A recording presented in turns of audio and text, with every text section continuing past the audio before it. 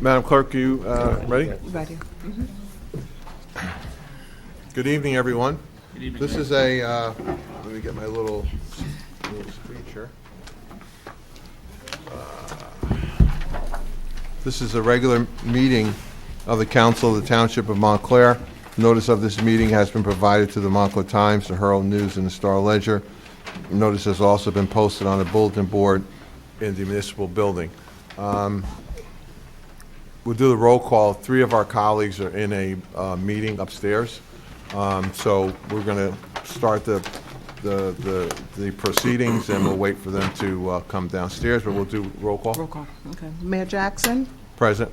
Deputy Mayor McMahon. Yep. Councilor Baskerville. Councilor Hurlock. Present. Councilor Russo. Present. Councilor Schlager. Councilor Spiller. Just, Madam Clerk, just a note, when they come down, they will be marked present at the Present. meeting. Okay, just want to make sure that they're not marked absent. Pledge of Allegiance. And when we're done, I'm going to ask for a moment of silence for the victims of the Jersey City shooting. I pledge allegiance to the flag of the United States of America and to the republic for which it stands, one nation, under God, indivisible, with liberty and justice for all.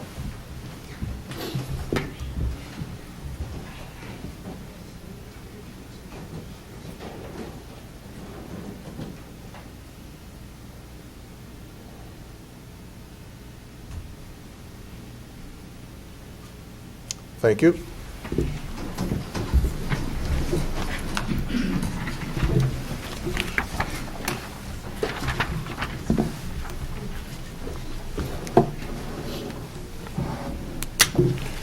There have been presented to us the minutes of October 29, 2019, November 4th, 2019, and November 18th, 2019.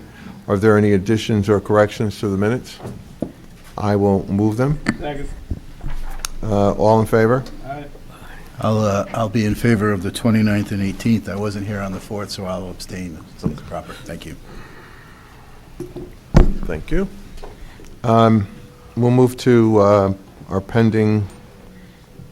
I'm somewhat hesitant to start that one because that's in Councilor Schlager's ward.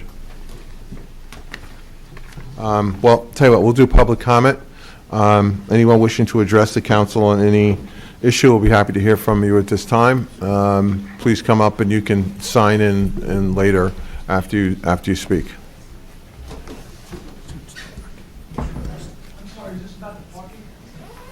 There'll be a special hearing on that one later on in the proceedings. This is anything other than that, actually.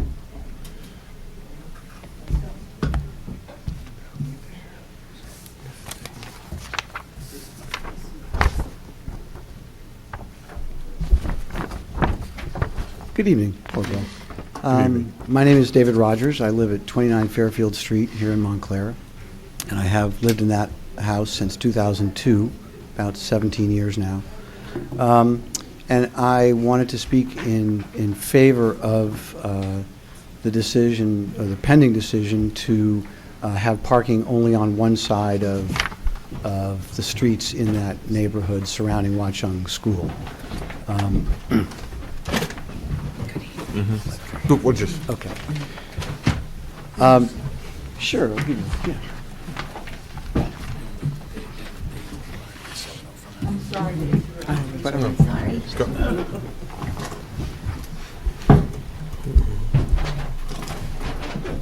For many years now, there have been an awful lot of cars parked along the streets there. Many of them, frankly, I think, overstaying their 2-hour limit because they have folks that are commuting into the city by train and using my street and other streets around there as part of their parking lot. It also makes it very difficult when cars are parked on both sides of the street for folks like myself and my neighbors to come in and out of their driveways, particularly when it's busy. Probably the more important thing, though, is that there's an awful lot of children walking to the Watchung School every day, and many of them simply can't see the traffic coming down the street for the cars that are parked along the side there. And so I think it actually creates a hazard for children walking along the street. It also creates a lot of clogged buses trying to get down that street during the day. So I did want to say that it will definitely make it easier for the cars and buses to go by. They have parking on one side of the street. I will make one comment, though, to the negative, which is that now that the street in the area have been resurfaced and it's nice and smooth, the speed of the cars coming down this cut-through street of Fairfield has increased, at least by my reckoning. And I think that when there's only parking on one side of the street, the speed of the cars going down the street will increase perhaps even further. So I know it's not something to be talked about at this meeting, but I would make the suggestion that speed humps be thought about along at least Fairfield Street, because especially the speed just gets out of hand on that street a lot. So, but generally I'm in favor of the idea of parking only on one side. I think it's beneficial for the neighbors and certainly for the school buses coming down the street and the children. Thanks very much. Thank you.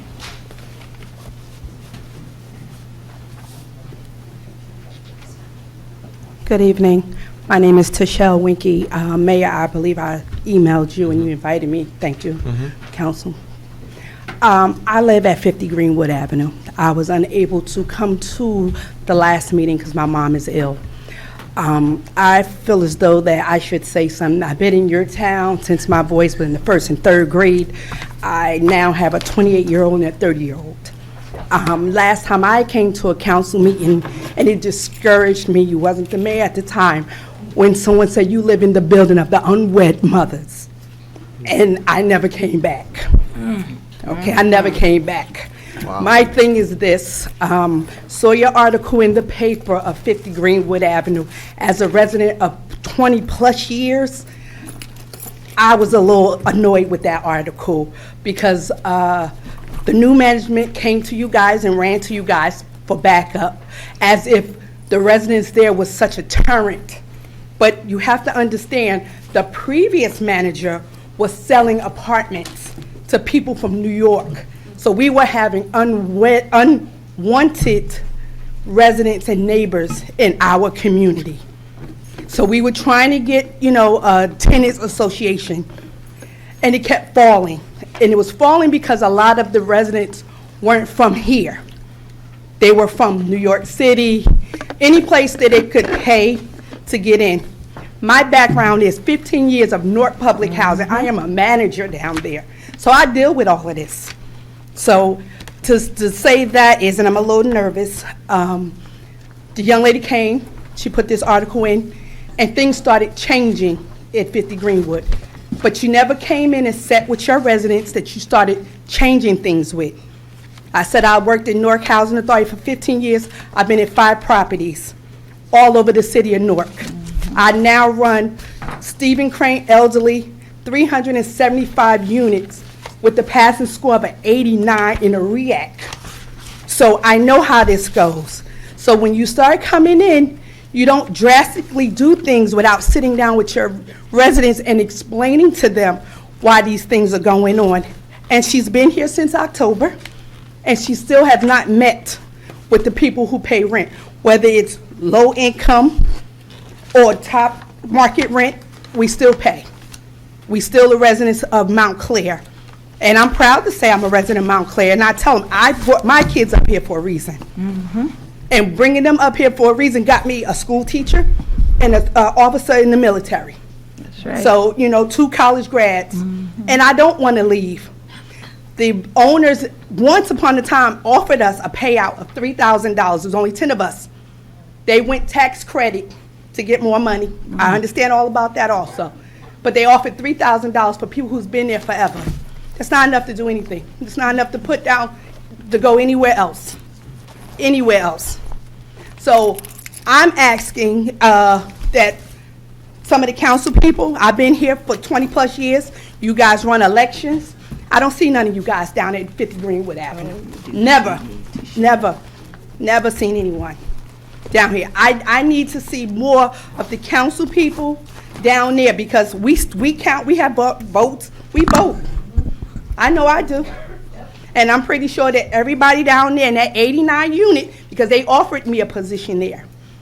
It wasn't enough for me, but they offered it to me.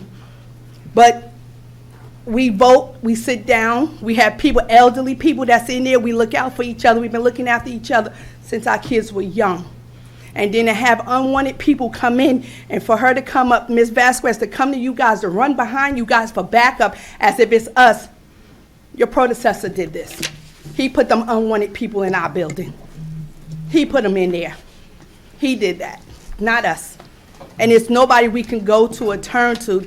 So that's why the other two ladies came up and was trying to talk. But two people can't do it on their own. They can't do it on their own. So when we try to get meetings, we can't get enough people out. Maybe if you guys start coming down there and trying to get some meetings, maybe we can get a little bit more people. And they'll talk. We have a lot of elderly people out there. A lot. That's still inside that building. And like I said, whether we paid the low income, I asked Miss Yolanda, she had elderly people running around. They have their cars haven't had their cars in their names or whatever. They run around in snow and rain trying to switch up stuff, because if you don't do it, you're gonna move. You're gonna get your car towed. I have two boys. There's 3 people in my household. We all drive. So I have a car in my son's name. Oh, well, you can't have 2 cars in your name. Why? It's 3 people in my household. 3 people drive. Why I can't have 3 cars in their name? I can't, and you have to switch it. And if you don't, they're going to get towed. So where do I park? On the parking spot, out in the street. I said, you have to pay for those. I said, and you said to me, low income. So you want us low income people to pay monthly, every month, to park on the street? When she cleared them out because she scared them. And you see all these parking spots there. It's not fair. It's not fair.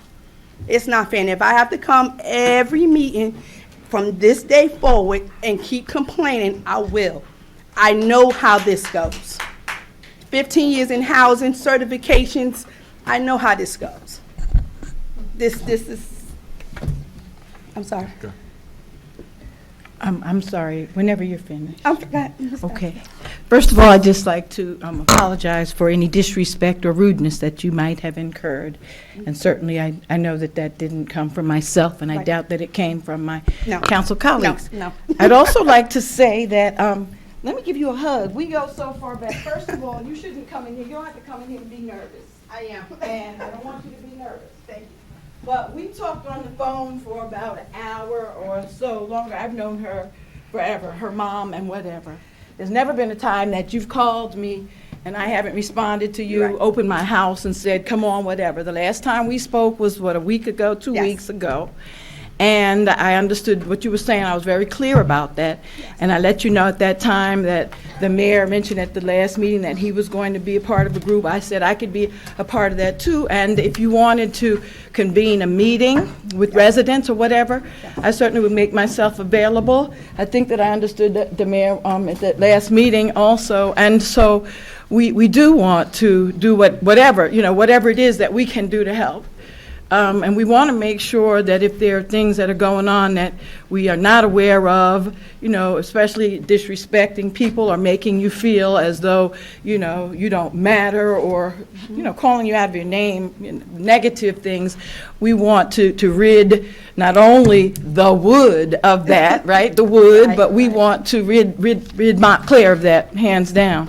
So I stand by that, I love you, and you have all of my numbers, and I told you what I say. Yeah, if you're driving past the house and it comes to your spirit, stop there. Yes. And I stand by that. I get it, I understand what's going on, and I just need to try to find out how, what we can do to help. And I've been speaking to a couple of attorneys recently to try to help me to better help you, because I don't know, like, the different laws and things like that. I'm a pediatrician, but I'm trying to learn, what types of things I might be able to offer, so I'm taking those steps. I also saw recently volunteer legal services. is a group in Newark, and I took the information. I was talking to the Housing Commission about that, right? And you know all of this. I know all of So it, I just yes. wanted to share, because when you're saying publicly, none of y'all we never saw y'all, whatever, I take that personally, because even though that's in the 3rd Ward, I know that you and many of your colleagues there, because of our relationships over the decades, reach out to me, and I try to be available. So the things that I don't know, the legal things and stuff like that, I'll be happy to share with you what I am doing. Again, call me and whatever I can do, because it is important. It is, So- and I do try to tell the residents that it's not a HUD Montclair, a HUD Newark, it's one HUD. Right. It's just That's right. HUD, and that's right. just that. So, and I tell them, you can go down to Gateway and see Cephas Ward, Yep. who oversees HUD. Yeah.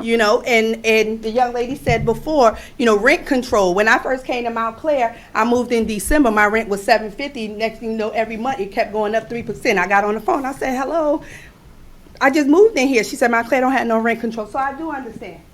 I do Yeah. understand, regardless of what they say, what that building consists of. It's you got to have one. I know that you got to have one that's the public, the low income, or whatever. Once you're in, you're in. Can't put nobody out if their income sky high. Can't put them out. That's why the owners came to us and tried to buy us out for $3,000. And it was only 10 of wow. us. So they're not getting the full tax credit for that building, because you still have us in that building. You still have us there. So they're not going to ever get that tax credit unless we start moving out. So then I know what's going to happen. It's going to start becoming a pick thing. Least little thing to the people who's paying the market value rent for that building, it's going to be starting picking.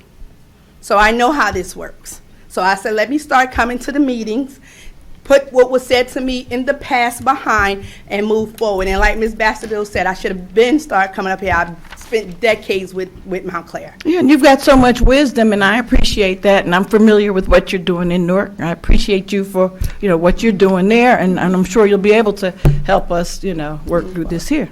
All right. Thank you, guys. Love you, Shell.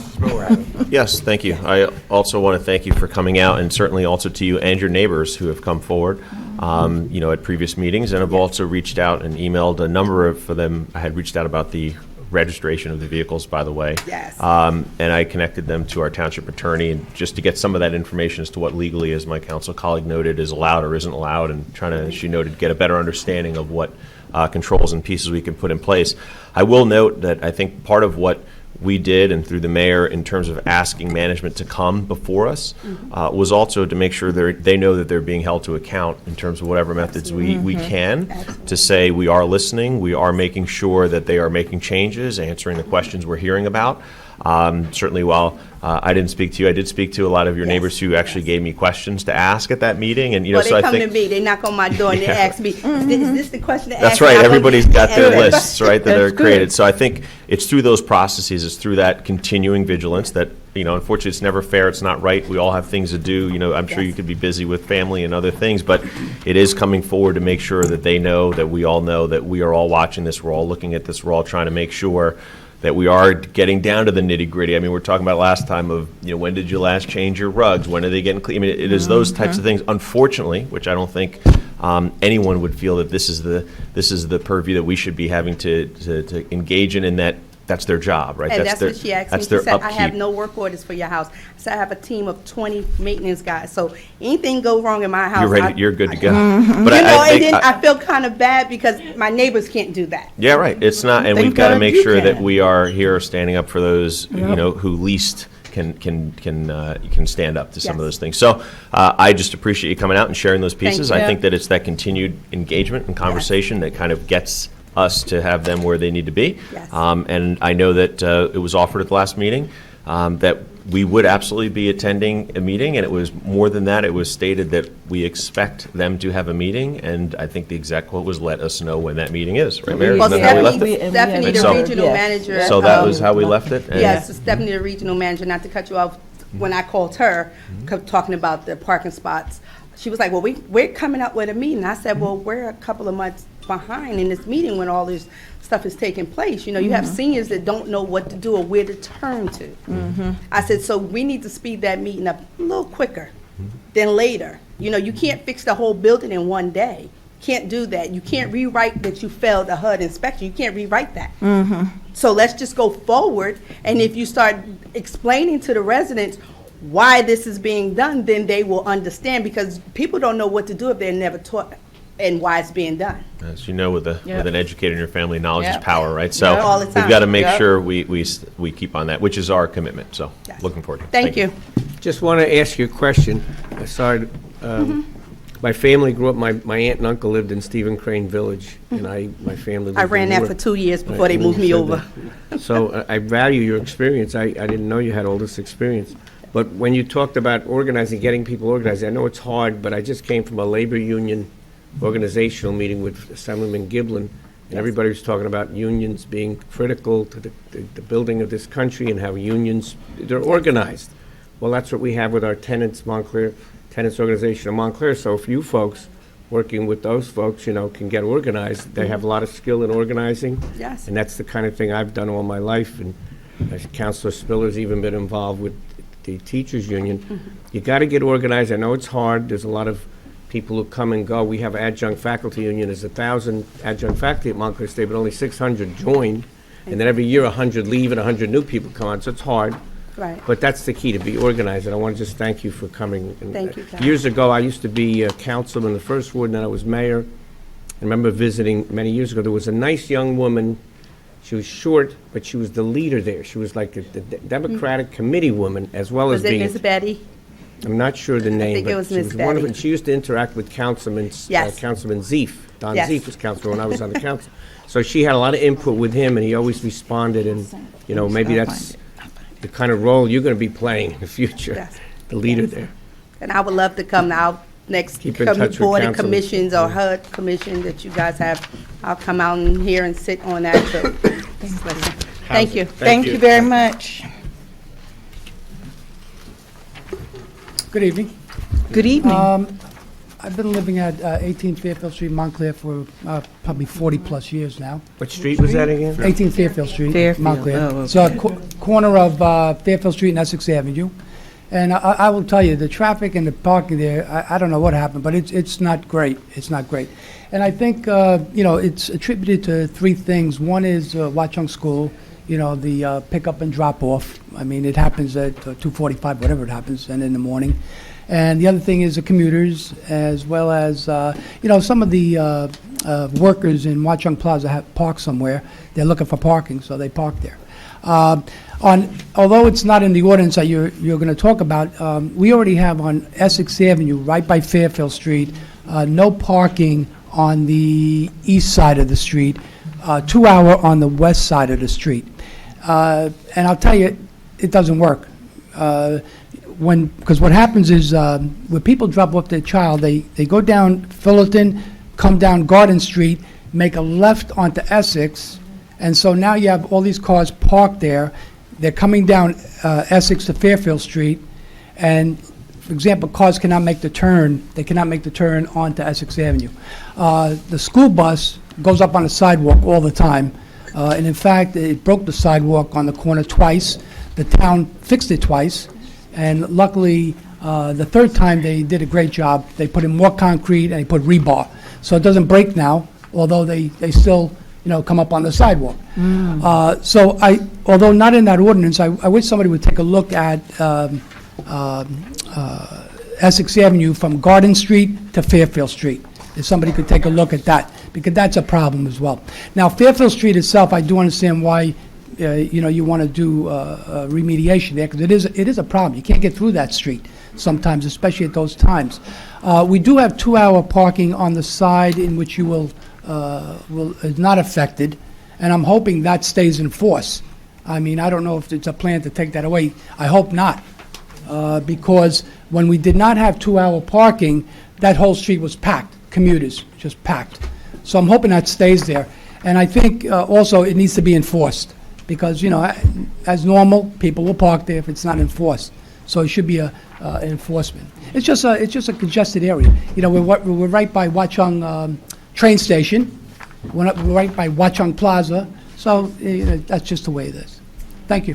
Thank you. Thank you. She snuck in the back.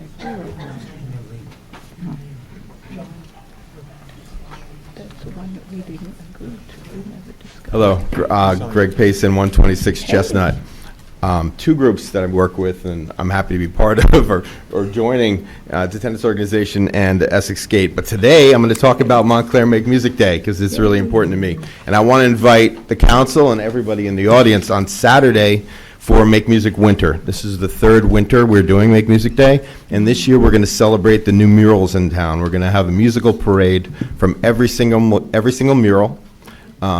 Jason from the Bid is going to do a musical number at the Bid. We're going to have Barbara from Montclair Community Band play musical bells, and we're going to walk to Cool Cat Music and have a concert. And in the evening, Bike and Walk Montclair is going to have a lit-up bike ride. So I just want to announce while I'm here that on Saturday, starting at 12 noon, Make Music Winter is going to happen. And can I leave flyers for you guys? Absolutely. Yeah, give it to the clerk.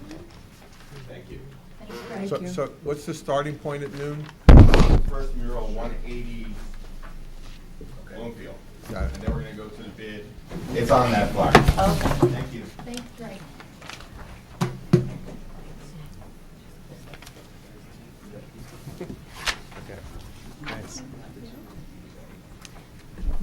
Hello, everybody.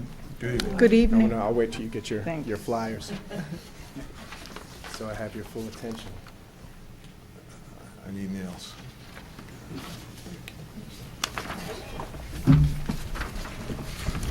Are you good?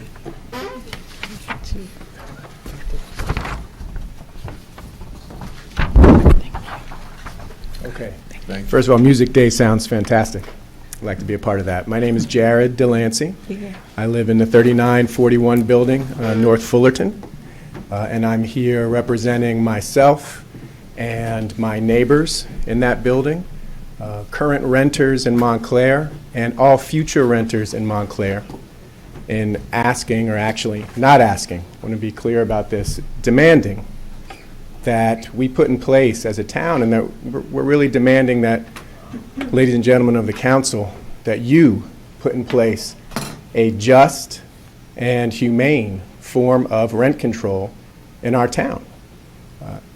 I have to say, it continues to shock me. This is my third year in Montclair. I grew up in Teaneck, always loved Montclair and have been so excited to be here. But that the way it stands now, correct me if I'm wrong, that my rent could be doubled or tripled or quadrupled, and it would be my responsibility to fight that in court. That's insane to me. And in a progressive community like Montclair, known for its progressivism in so many fronts, I don't know what to say other than what I've said already. I appreciate your attention, and our numbers are growing, and we'll be back. Good. Thank you. Thank you. Thank you. Thank you, Jared. Good evening, everyone. Good evening. It's great to see you all here, and we've all made it out on this nice rainy and freezing day. My name's Ahava Felicidad. I'm the president of the Tenants Organization of Montclair, and I am here with several members of the Tenants Organization of Montclair. So we will do what we're going to do every month until we have a rent control ordinance, and then even after we have our rent control ordinance, so we can keep Montclairians and new Montclairians in place here in this wonderful, beautiful town where we all live. There will be times that I'll speak on behalf of other residents who can't be here because they're working their second or third job, or because they have fear of retaliation from their landlords, which is not good at all. It doesn't make me feel good. It doesn't make any of us feel good that so many people in our community actually are afraid to come out and speak. And they're like, well, is this person going to be there? Will landlord be there? If I come say something, next month I'm going to get a new lease that says my rent went up. Or if I call because I smelled fumes, that I'm going to be in court because the landlord got a fine because I felt unsafe and made a phone call. So we need rent control here for many reasons, and we'll be coming up with all of those reasons. The unconscionable increases of 10, 15, 25, and in many cases, 50%, that have caused a lot of Montclairians to just leave. It's like getting a pink slip. Anyone that doesn't know what a pink slip is, since there's some kids in the room, it's that slip that you get. But hopefully none of you would get, because as Montclairians, I hope you're all progressive and maybe in your own businesses or would never be in that position, but you get a pink slip that you're no longer, you no longer have a job. So people basically will get a lease that says, well, your $1,500 rent's now $2,300. To most people, that's just a get out notice. It's a get out of town. It's pretty scary. And not everyone just has a nest egg built up to give that away, to just give that up. You have people who are paying not only their own bills, sometimes they're paying bills for family members. A lot of people in our community have responsibilities where they're paying for parent elder care. They're paying for grandparents, even taxes on homes in this community, and sometimes in other communities to keep other people in place who have helped build this town and a lot of other places.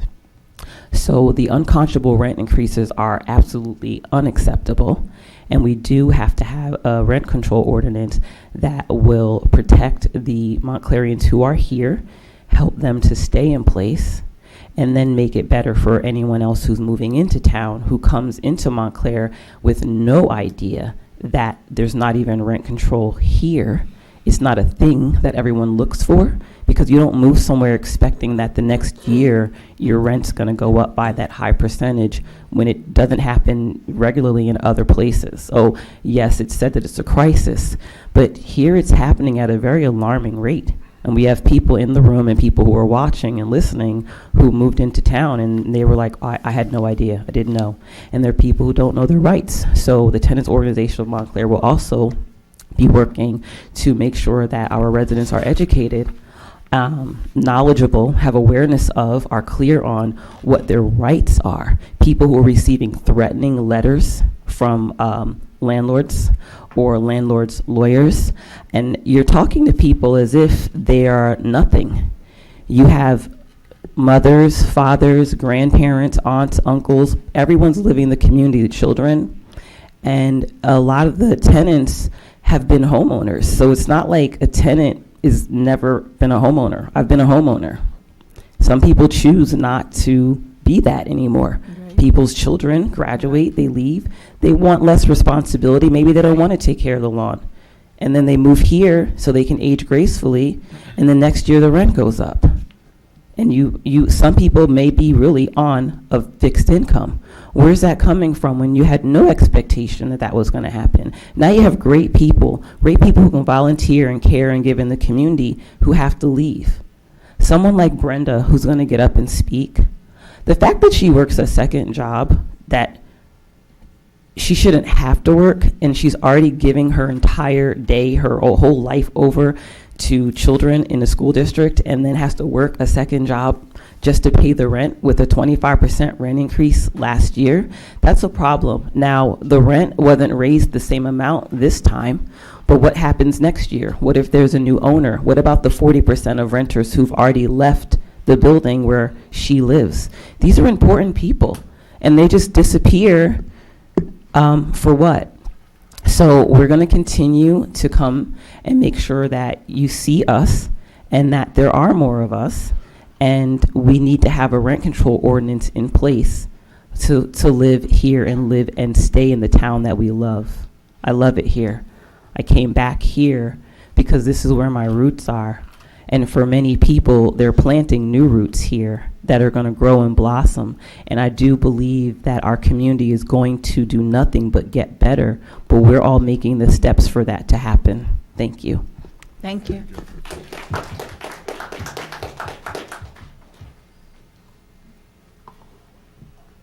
Good evening. She just mentioned to me about the 25% increase. Yes, my rent did go up again. Can you state your name, please? Oh, I'm sorry. It's Brenda Aguar, 180 Orange Road.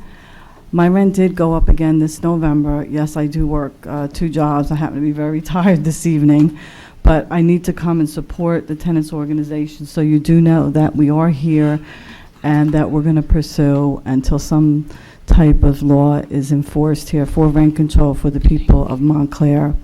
We do have wonderful people here that live in town that are renters. One of my friends just left the building because she couldn't afford it anymore, so she's gone. So that makes about, I think that's almost a dozen since last year that I know that were in the building. And yes, we do have, I think I forget the lady that was here last, I think she's here again, but she spoke about the millennials, and that, that seems to be what's happening in town.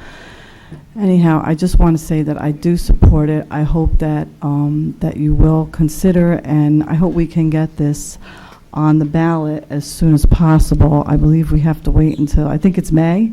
Hopefully something will get done this year.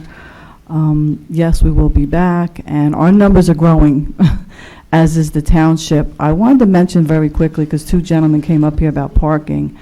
That seems to be a big problem, as there is a lot more traffic, and for the young students too, who are in town by the schools. But when the gentrification wave hit and you're building, do you not expect the traffic to get worse? I mean, do we not understand that that's going to be a bigger and bigger problem? Where do you expect people to park? How do you, you're going to take away parking even more, which doesn't seem to make a lot of sense. And people do have to pay if they park overnight.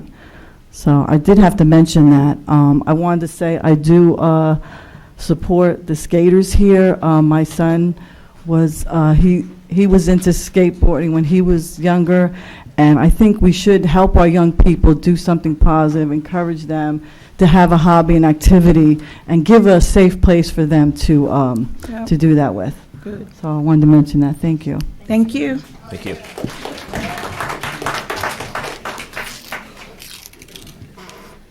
Hello, I'm Gerard Cope. I live at 22 St. Luke's Place. I've been in Montclair for 7 years now. I've worked in Montclair for almost 20 years and chose this town to be a destination for the next stage of my life, which I'm still in the middle of, and I don't want to interrupt. Right?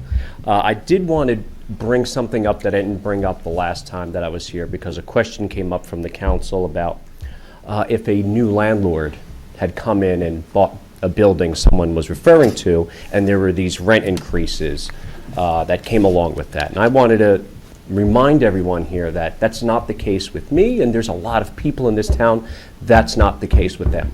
Where I live, I've been there for 7 years. I've had 2 different landlords. The one that I have now has been there for 4 or 5 years, and the first 3 years were reasonable rent increases. I had no complaints, 3%. That's about as much as my pay goes up, so I can glide along. Well, the last one was about 10%, and my pay doesn't go up that much, right? And so this is where we start having the issue where we have a stable community that's becoming unstable. And you can't just say that it's people coming in, they're seeing that Montclair's booming, and I'm going to come in and buy a building, and I'm going to make my mark here too. We have someone who was here already and said, well, I'm going to cash in a little bit on this. Now, how does that affect this town and you guys? Is that it drives out the people that made this town a destination in the first place. The colorful, fun, artistic people, the creative people that were the foundation of the success of this town are being forced out by this. And I want you all to realize that it's not just something like one thing here and one thing there. Somebody came and bought a building and there was an incident on this street. No, this is all over town. This affects a lot of the people that live here. People like me that work and want to live in the community they work in. And if we change this, we're going to change the successful formula that we had before. And I want you to really get a feel on that. It's not just isolated incidents. This is going to have some serious repercussions years down the line that are not immediately graspable. And I feel it. I want to be a part of this community, and I don't want to leave yet. And I just wanted to make sure you realize that also. Thank you very much. Thank you.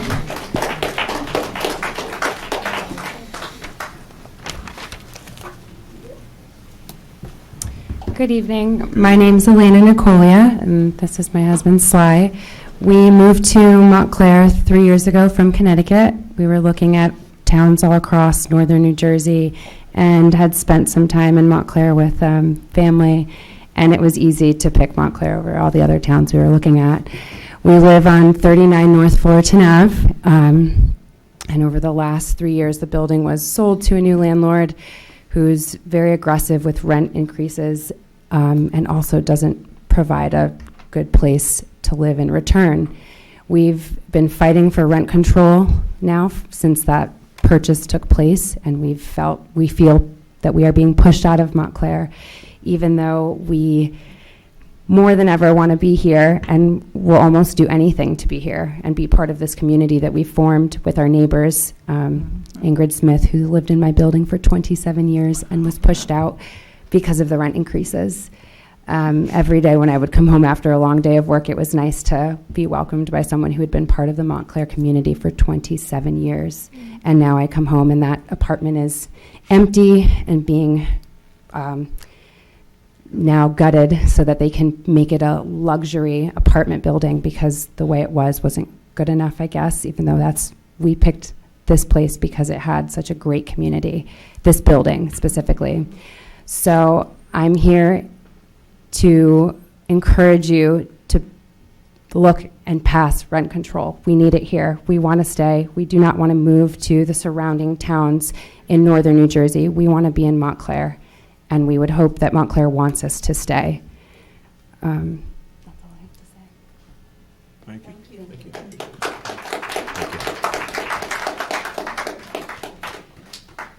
Hi, I'm Tony Martin, 41 North Fullerton Avenue. You know who I am.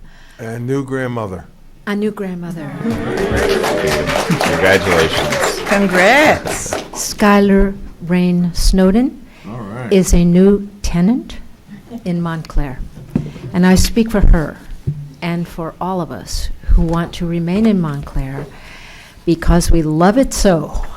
But you're making it hard, landlords. You're making it really hard. I'll just tell you one thing.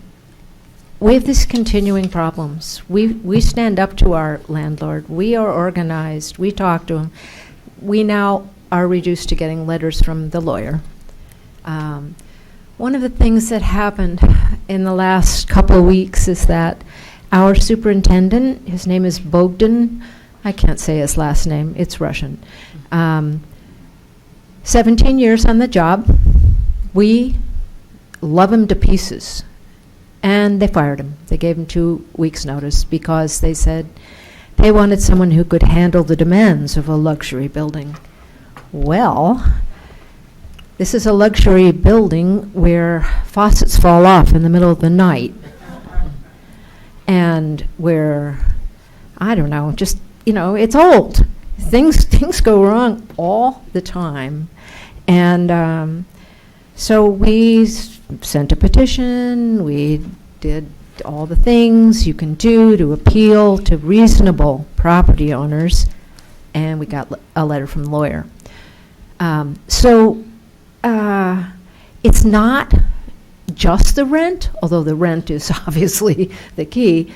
It's that we need a strong housing official department, board, and a rent control commission, as I understand it.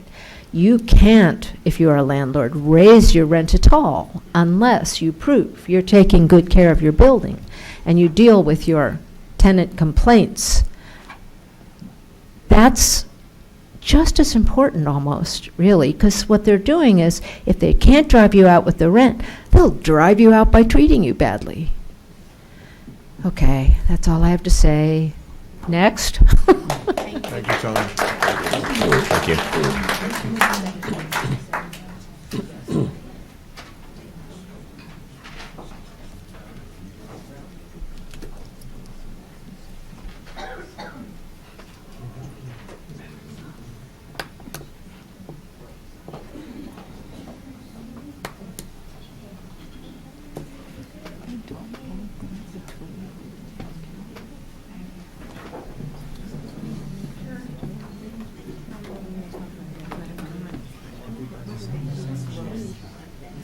Always. Hello, everyone. My name is Reverend Sophia Brown, and I am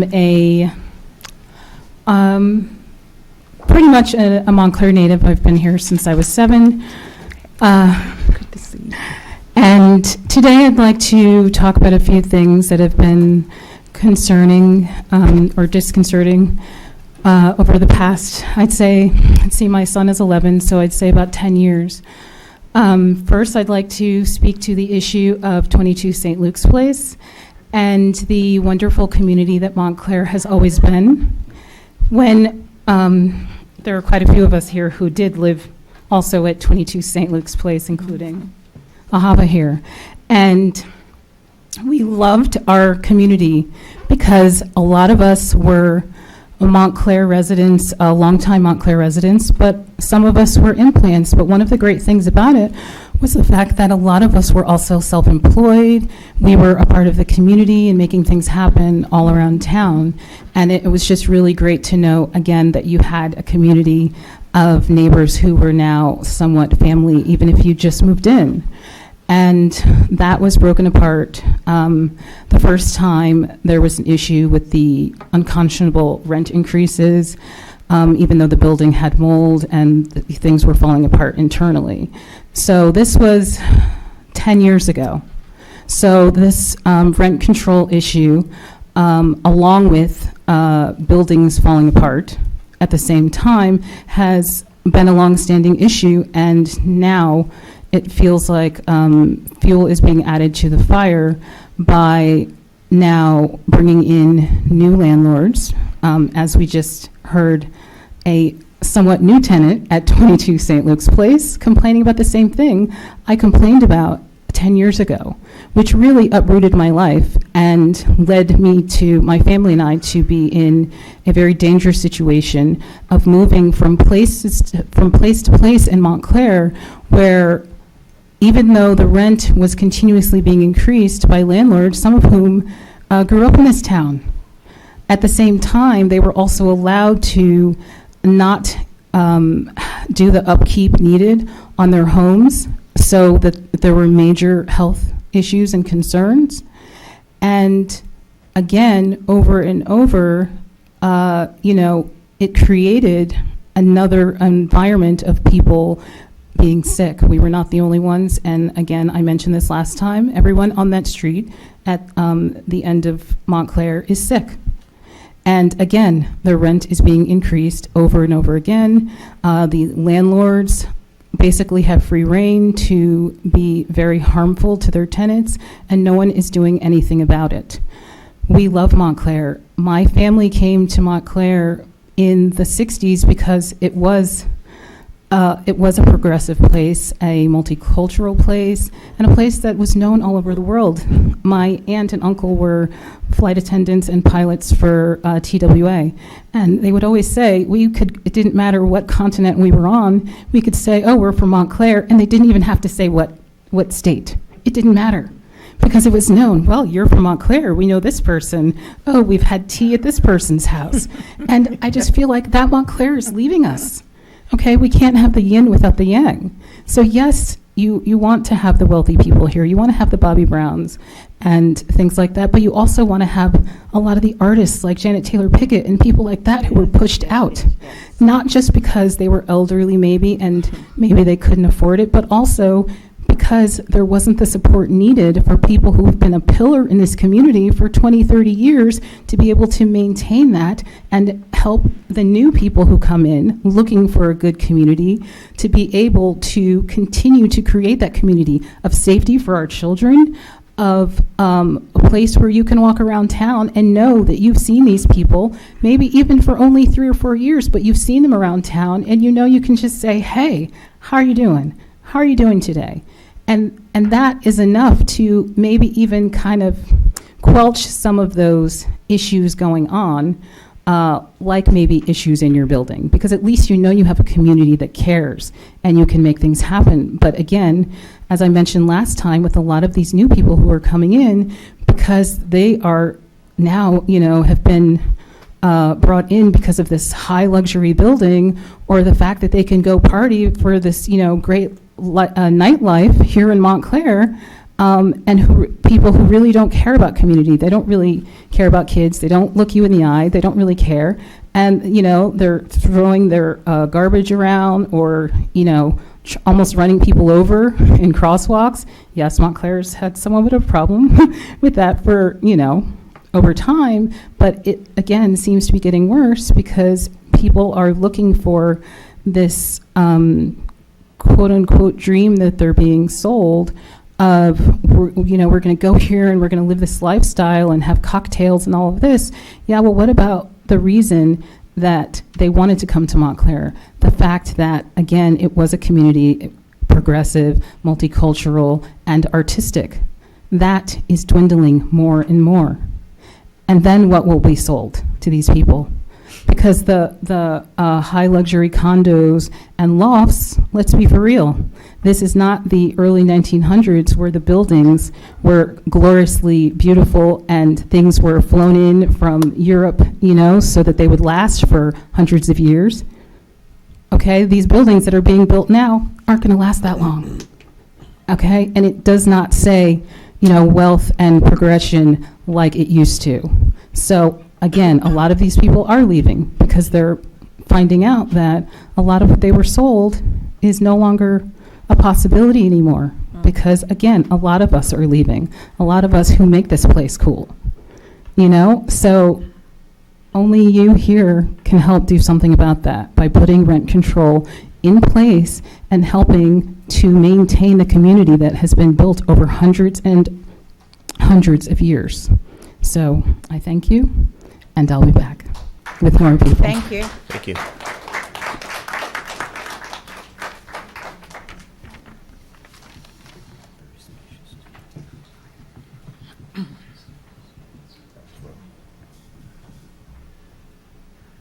Hi, Mayor and Council, Ira, my former councilwoman, Ms. Baskerville. It's good to see you again. My name is Glenn Pasquale. I have lived in Montclair as long as I've lived in Paterson, New Jersey, a great city, 25 plus years. And I have no strong reason to be up here other than I've moved with my fiancée, Magdalena, to 3941 North Fullerton. Sorry, I'm late. I'm a victim of New Jersey Transit tonight. A little out of breath. I moved into Montclair 25 years ago, but into 3941 North Fullerton just 4 years ago. I was going to stay a year. We had plans to buy a home. That fell through, so I'm 4 years in my building. And I was long enough there to see a transition from our old owners to our new owners, which just happened a year ago, maybe, not even. As a result of that transition, we have a new owner. Our landlord of 18 years was let go just recently. Super. And Bogdan, great person and hard worker. And we've also had an owner that has put a tremendous amount of money into bocce courts and grills in our garden in the back, but not into significant infrastructure changes that we really need, like working elevators and hot water. And we've seen a great turnover as a result in our building. We probably have 16 rented apartments at this point in a building of 70, 78, 67. Thank you. 16, wow. Thank you for my fact checkers. In the building. And I met Tony as a result of moving into my building. And she kind of buttonholed me one day and said, well, what do you think about things? And I said, well, I'm in transition. We're trying to find a home, so I don't have a stake in this. And she, excuse me.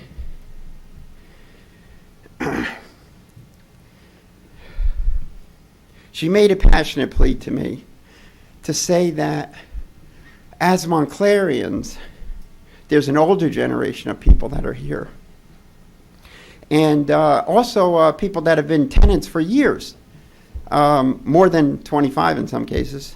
Although I've owned I've owned the condo in between years, and there's a certain zeitgeist of a time. We have so many large businesses and business owners, landlords moving into Montclair, and that's what's great about our township, right?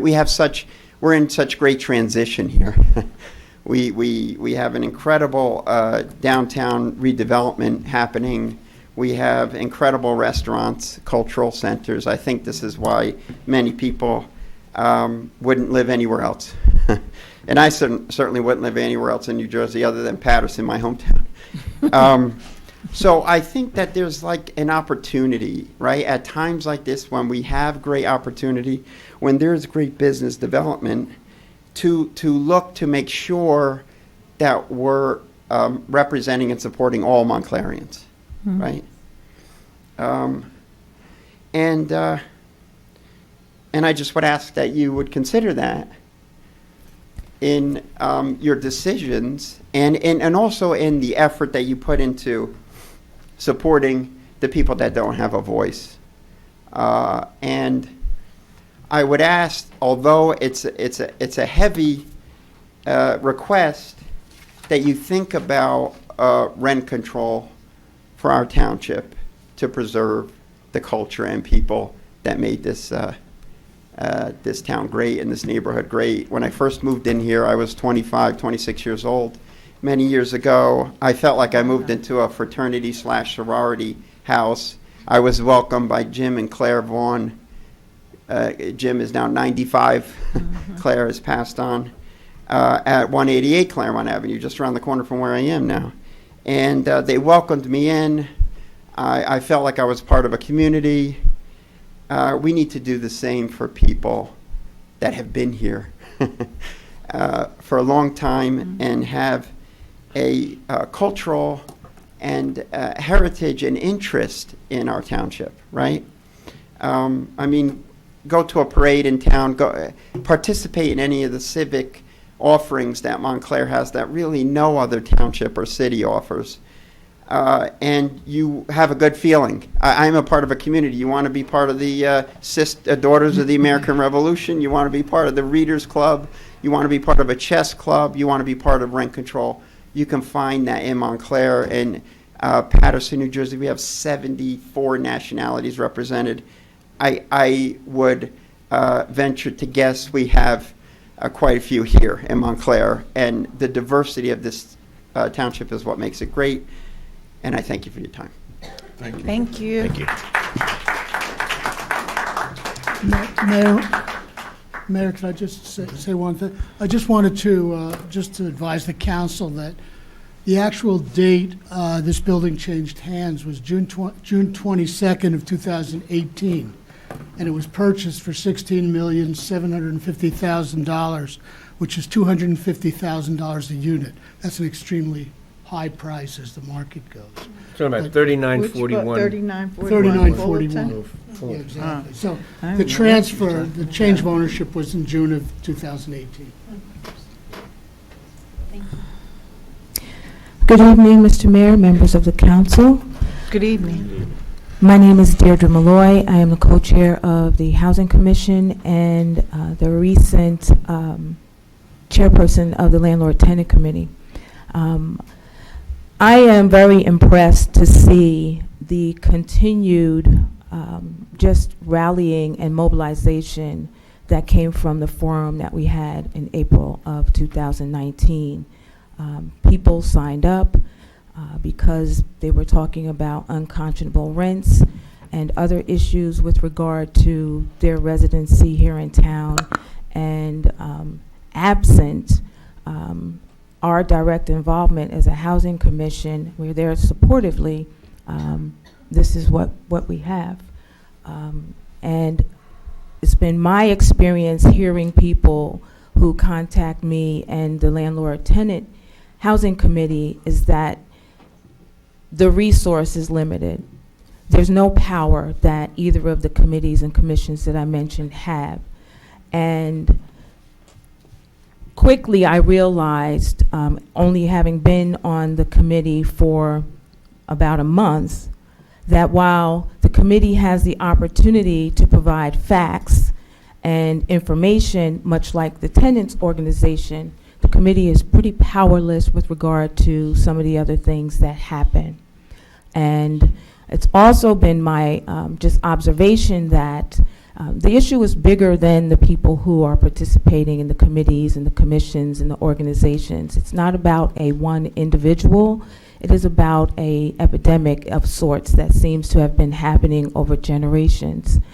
And so, as I have mentioned before, it would be really helpful if this council would consider some type of rent stabilization, and that's very complex, but we have the experts on the municipal staff and others that have mentioned bringing on individuals that could help with that.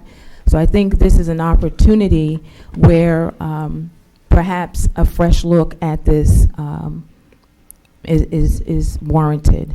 And the other thing that I have recognized is people aren't being forced to come and talk about their issue. I'm seeing this, in my own personal opinion, and what I've been told directly by individuals is that it's a last resort.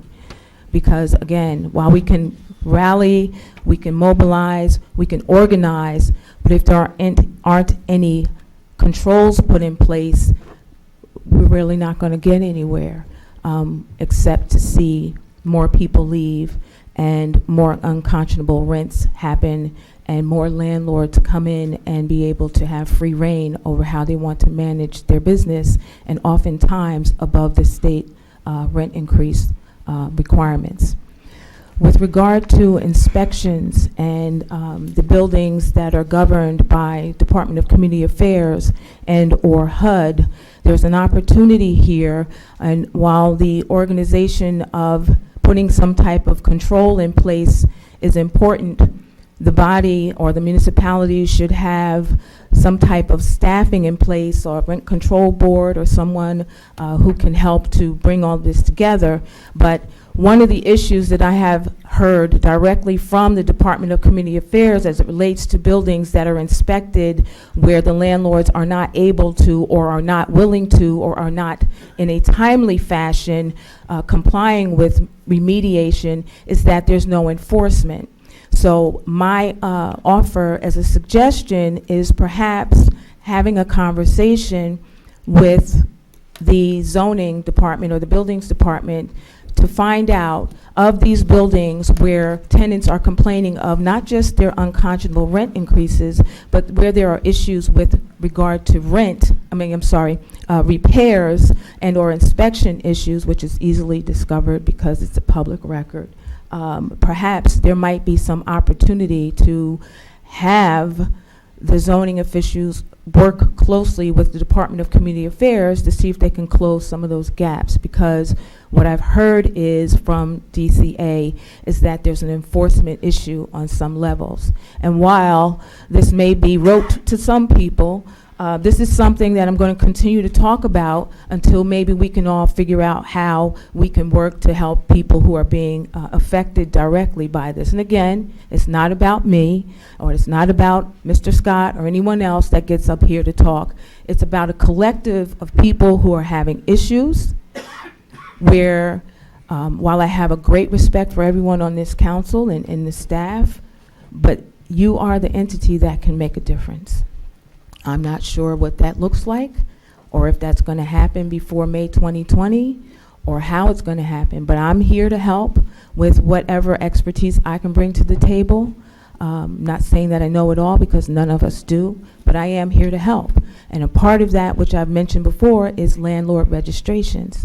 Now, the registration part for multiple dwelling units, 3 units and higher, is at your fingertips. You can receive that just by an ask. Landlords who have single family up to 2 family that are not owner occupied, they're supposed to be registering with the clerk's office.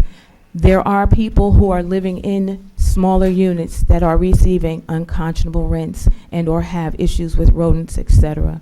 So I'm just saying that, you know, there are a lot of moving parts to this. and I respect each of you and what you bring to the table. I'm here to help, and you've heard from other people in the audience, they're here to help, but it's my hope that something will come from this so that we won't be here again next year. It's like, I don't know how many decades, but it's something has to be done. So I just want to thank you for listening and have a good evening. I just have a thing. Right, I'm sorry, Mr. Mayor, with your permission. Thank you. First, I'd just like to thank you for your continued service and your continued diligence coming out here and sharing with us. I heard you earlier when you were saying that, you know, that the power, that, you know, that you felt that the group was powerless, and I'd like to challenge that because I'm a firm believer that the power continues to be with the people, and I believe that the group of people that are coming here are extremely powerful, and I believe that what they're doing is extremely powerful. And so if we go back to that meeting in April that we convened to get people, and Ms. Ahava stepped forward and other people, that was step number one, and it's been progressing throughout that time. My thought is that in addition to just coming in here, which is, you know, very good because it's keeping everybody mindful that the numbers are growing, the group was going back and they're working with Mitch Kahn and they're getting information, they're developing fact sheets that, you know, we'll be happy to try to take a look at when you have them, if it would be helpful to put them on TV 34 to try to help people understand some of the great information that this body of individuals are gathering. And so all of that's power, and the fact that I thought that this body was going to move towards getting signatures, which would demonstrate the magnitudes of people in this town that are standing as one in collaboration, and that's power. And so I just wanted to share that with you. I understand that maybe things aren't progressing as rapidly as you would like, and certainly if this body had the power just to snap a finger and pass a, you know, ordinance or something like that, you know, that might be something that I personally would be in favor of. Once I had the information, I don't even have the information today to make an intelligent decision on what that would look like. So I'd like to submit to you that the power is with the people. I'm really excited that the people are energized and growing in numbers and are steadfast in what they're doing. And as you get that information about the magnitudes of numbers in the community that you know, are affected by rent control and that are in favor of rent control, I certainly would like to have that information, because when we sit down with the attorneys and we make that assessment on what that would look like in Montclair, all of that's going to be helpful.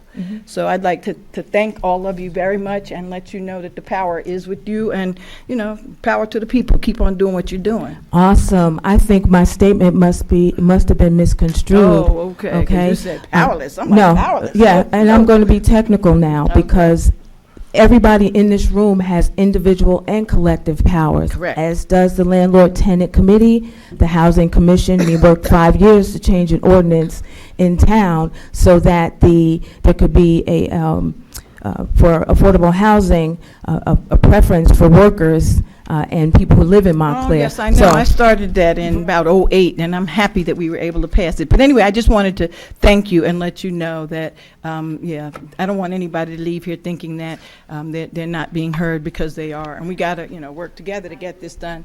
And this body can't do that overnight either. But we are doing things, and I've discussed all of that with you. Okay, thanks. What I mean is,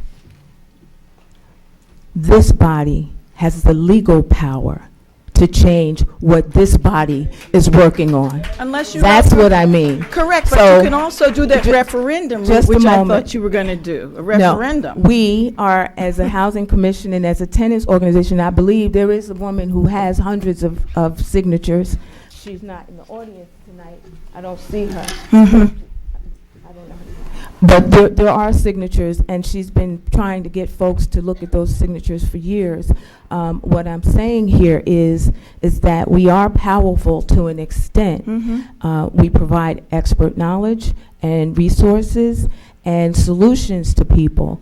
But beyond that, there's nothing we can do if there's no control in place by which landlords and owners Receive. can work. And so that's all I'm saying. So this is definitely powerful. Receive. And so I, just wanted to say that. And if there's something that I need to get to you or to anyone on the council, please just let me know. I would be happy to do that. Good. Thank you so Receive. much. Thank you. You're welcome. Yep. Thank you.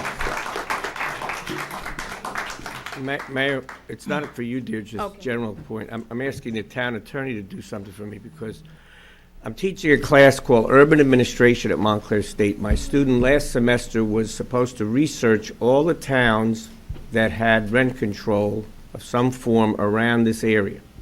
And he came back with a list that included Verona, West Orange, Bloomfield, all the towns basically had this. We had that list. And he's a good student. He got an A. Counselor Herlock knows him, Montclair State. What I saw when I saw the research he did, and he got an A for other reasons, but he came back with a list showing that really all those towns surrounding us have this form of control, and that somehow his interpretation was that it really brought some stability to those towns, that what happened is the landlords knew that they could only do 2, 3, 4, whatever percentage it was, but they knew they'd get that every year, and that the tenants knew they would be facing some increase, but it would be reasonable enough to be covered by your raises, which you don't necessarily always get in work. But it was predictability, it was stability, it was the kind of thing that made the town very stable. It made for good relationships, less conflicts. Yes, there are going to be complaints. I live in an 80-year-old pre-war building. It's a co-op. But there's all kinds of problems, constant problems. But we pay, for maintenance, and we pay for our management people to handle things. We have a management company. What some of you face, the things that you're facing at 50, and those of you at 41, and the fire we just had at 45. I'm so upset about that. My good friend who's 80 years old, still struggling out there without a place, not being treated well by, I believe, the owners. And I don't know what's going on, but that's, there's a terrible situation for her and others, but losing your whole apartment. But got to have some way we could handle this, and I'm grappling with this. I'm personally in favor of rent control. I think this is, my student research showed me that this is the kind of thing to do, but how we do it in Montclair might be different than other towns. And there's been discussion of stabilization versus control versus other ways. And when Mitch Kahn was here recently, he said that's just semantics. Basically, it means there's going to be a percent that you can't go over, and you get that percent when you do things. You do things that maintain the building, that maintain the life of the people in the building as secure and as safe. So I want to see all that in whatever ordinance. But my question to the town attorney was, someone here, Ms. Aguilar, she said, I think I have to wait till May. I want to know from the town attorney again, where did that come from that you have to wait till May? Or, for something to go on the ballot? Is that what they're talking about? Excuse me, she's speaking about elections. She's just speaking about, she was just She's not speaking talking about a referendum. No, that's not. She was speaking about voting, and basically, does there need to be a new council for there to be rent control? Maybe. Okay. But let me go back to the referendum idea, because you all know the history of this is, the mayor goes back as far as I go back, Councilor Basketball. There's been 2 referendums over the history of this town, 2 referendums put forward by the MTO, which did not pass in the public. So that's one route. You could have a referendum, could go up or down, 4,000 to 3,000 is what happened to it last time. 4,000 no, 3,000 yes. But then it could also be done by the council. But you got to have the right ordinance, the right, law in place. So that's something we can deal with, you're right. But I just want to clarify that there's no specific date that has to be done. Thank you. I have a question, please. I just want, if Councilman Russo, if you would be so kind as to share with the rest of the council the information that the student gave you that might help us to shape what rent control would look like. That would be very helpful. And I welcome you to work with myself and others on that committee, the Housing Commission or the Landlord Tenants Commission, and thank you for sharing that.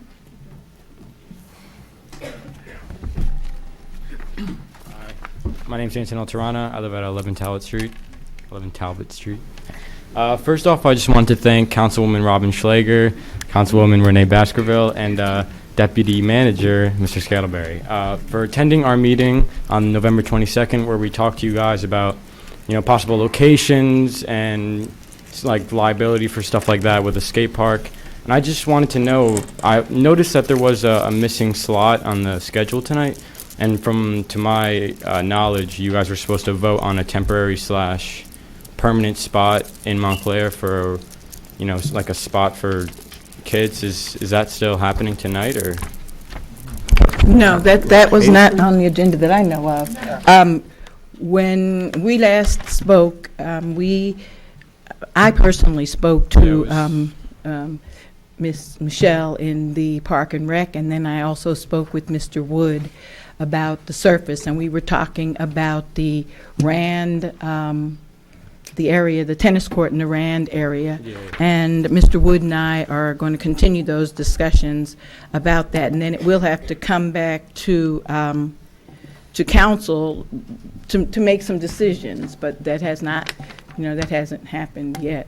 Okay. We'd like to do that. I certainly would. Yeah, of course. If you're referring to item 29, which has withdrawn next to it on the agenda, that's, I withdrew an item that was for the governing body to authorize the signing of an agreement because the other party has approached me with additional terms, so I'm, for lack of a better way to say it, battling it out with them, and I'm not going to put it before the governing body until I'm satisfied with what I would be recommending for the governing body to be signed. That's what that item was. Okay, all right, thank you. You bet. Yeah, it's all right. So Thank it's you off for the council coming. agenda now, right? Huh? It's off, never mind. Why the word's withdrawn? Why is the word withdrawn on there?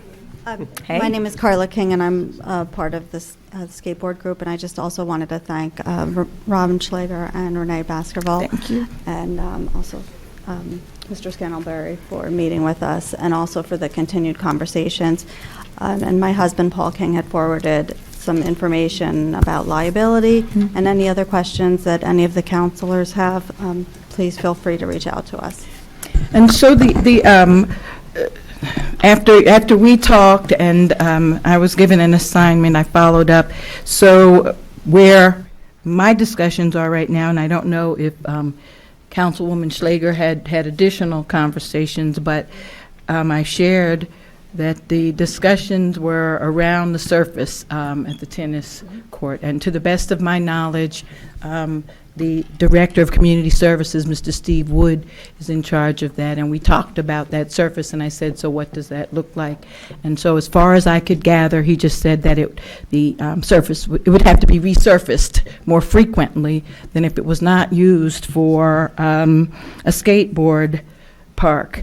And so at some point in time, I guess Councilwoman Schlager and myself will sit down and try to figure out language if we wanted to bring a resolution to this body and ask if they felt that it would be, in the best interest of the township to go ahead and offer that as a skate location and resurface that area more often, whatever. We just haven't had, and I apologize, I know it's been about a week, but we have not had a time where we can actually just get together and do that. Of course. But we are trying. I share that with you because I don't want you to think that after, I say this is what I'm going to do, then I'm dismissing it. It's just that after that, Councilwoman and I have to sit down and talk. We'd probably want to include the manager, deputy manager. Absolutely, Yeah. and it's our continued, we just want to continue a partnership where if anyone has questions, I know there's a lot of people that have asked about liability, have asked about noise, but, we've been doing a lot of data collection, and we can help anyone out, because again, we're looking for something soon that's a safe space for our children, but also a long-term permanent spot. I'm totally with you. Thanks. Ms. So King, thank can you I for your ask time. just one thing, Mayor? Because I have several messages back and forth between me and I guess it's your husband, Paul, where I sent material that was sent to me by a company that Yes. we met at the municipalities conference. Then there's the City of Orange had something, so I just got Paul's that's your well-received, Bob, but I'm trying to recall what company it was. A company was willing to do something, or do something maybe as an experiment, or something that we could use here, but I'm not clear. I can't seem to find it in my iPad here. It was something like American Ramp Corporation or something like that. Do something concrete or whatever. I think they were just soliciting, looking for business. As the skaters will tell you, you want a skate park that's built by companies that are skater-driven, so Right. the dimensions and everything are done properly. And there's several highly regarded companies that when the time comes, we would interview multiple companies and all. But yes, we did get that. Okay. Thank you. And we visited East Orange and Orange recently again, but we've also visited parks throughout the country and the world, so Thank we have you. a lot of background on it. Thank you. Thanks again for your time. Thank you. Thank you.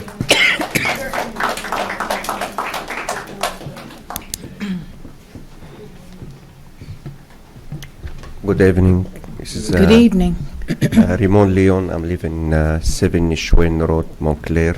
And this is my friend, my neighbor. He lives next to my house. And we think about the parking. Our house is 2 family. And our driveway is too small. We have to park in the street, the front of our house. He got in it, I got in it too. My driveway is only 1 line. He got 5 cars, and my neighbor too, same. And if you put the sign in the west side with Nishwen Road, this side is all 2 families' house. And the east, Nishwen Road, is single family. And from Cedar Avenue until Tishner Park Place, it's all this one is 2 family. If you move our cars now from this area, we going over for Tishner Avenue. All the cars are going behind us. It's still too many cars. Where we can park, we don't have room. With already the driveway already have 5 cars and is small. And the tenant you have to back and forth to move the car. What can we do? I have the same problem too. How you doing? Good evening. Good evening. My name is Landon Crawford. I live at 5 Initial Wayne Road. And what he's trying to explain to you guys is we have shared parking on our side of the road. The opposite side is single-family homes. And what it is that if we put no parking on our side, it's gonna it would hurt us because we have so many cars opposing to the opposite side. The single family homes, they could park in their driveways. We normally have to keep our cars on the streets until all the tenants can get in. On the other side, they can pull right into their driveways, which benefits them. So if you put a no parking sign on our side, it's going to really affect us. I don't know who made a complaint about Nishawayne Road, but for over 40 years, it's never really been a problem. But now it seems like it's, I don't know if it's, I think back in the day it was not that much traffic coming through, but now it's a little bit more traffic. But I drive a tractor trail every day. I can wiggle up and down that street, but maybe some people can't, I don't know. But like I said, if you want to put a sign up, I'm not saying don't put a sign up, but can it go on the opposite side where the single family homes, they can pull right into their driveway, they can do whatever they got to do, but for us, it'll be a little bit more of a hassle, because we got more cars on the street. That's all. Thank you, sir. Thank you, everybody. I didn't receive any complaints. Do you know? Well, the fire department, I think, and the police department. It's a fire department issue. Okay. And actually, if you'll allow me, Mayor. Yes. The side of the street wasn't chosen indiscriminately. The police department and the fire department chose the recommendations that they chose based upon where the fire hydrants are. So I suspect, I can't We don't have a visualize fire. it, but the west side of the street, I understand your side, if that's your side, would have the fire hydrants on, and that's for access to those hydrants. But it's not a fire hydrant on our side. The fire hydrant in Tishner Place.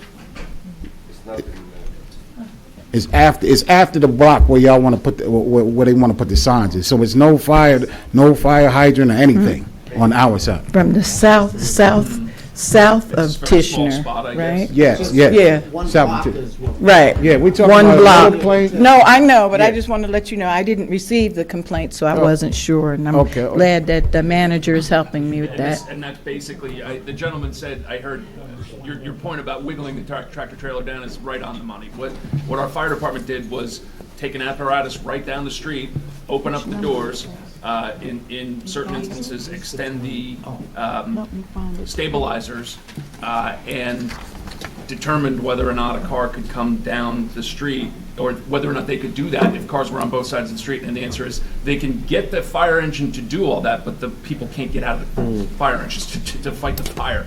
And if they're traveling down the street to do that, and a car's coming down the street, then they'd have to back up and it would be chaos. So that's the basis of And the they couldn't make the turn recommendation. there, too, yeah. Okay, well, like I said, it's been fine for 40 years. But honestly, I'm not saying don't put the sign up. I'm just saying, could you reverse it and put it on the other side? Because it's not a fire hydrant, there's nothing on our side. And the block is only about yay big, yay long. As I do recall, the sign was chosen, it was whatever the fire hydrant is on. So if there's no fire hydrant on that side, it should not be an issue. I don't know. That's But my I don't know. understanding too. I just Yes. can't visualize that particular section. Thank you, sir. Thank you so much. Thank you for coming. Thank you.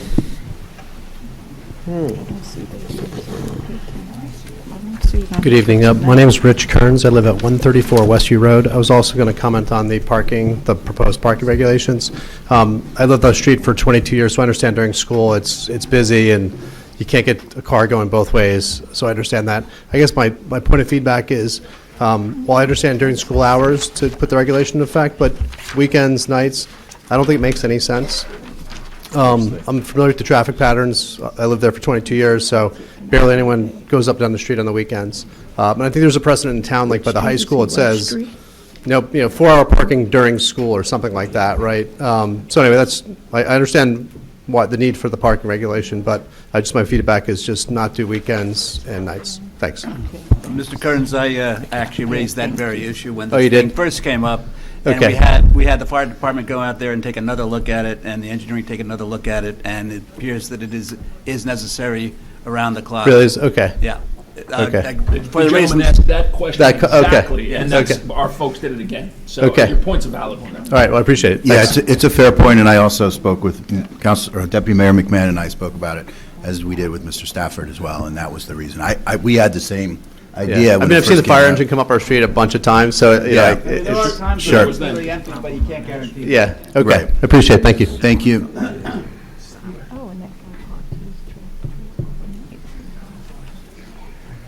Evening, Mr. Mayor, council members, William Wallach, 27 Parkway. Good evening.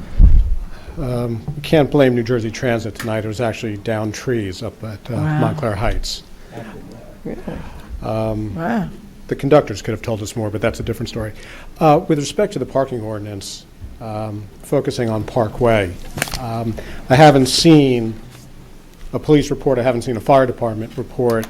I apologize for some skepticism, but several of us asked the fire department to look into Parkway approximately 9 years ago, whether it should be a one-way street rather than a two-way street. And the fire department came out, did all their measurements, and said no change was needed. It was in full compliance.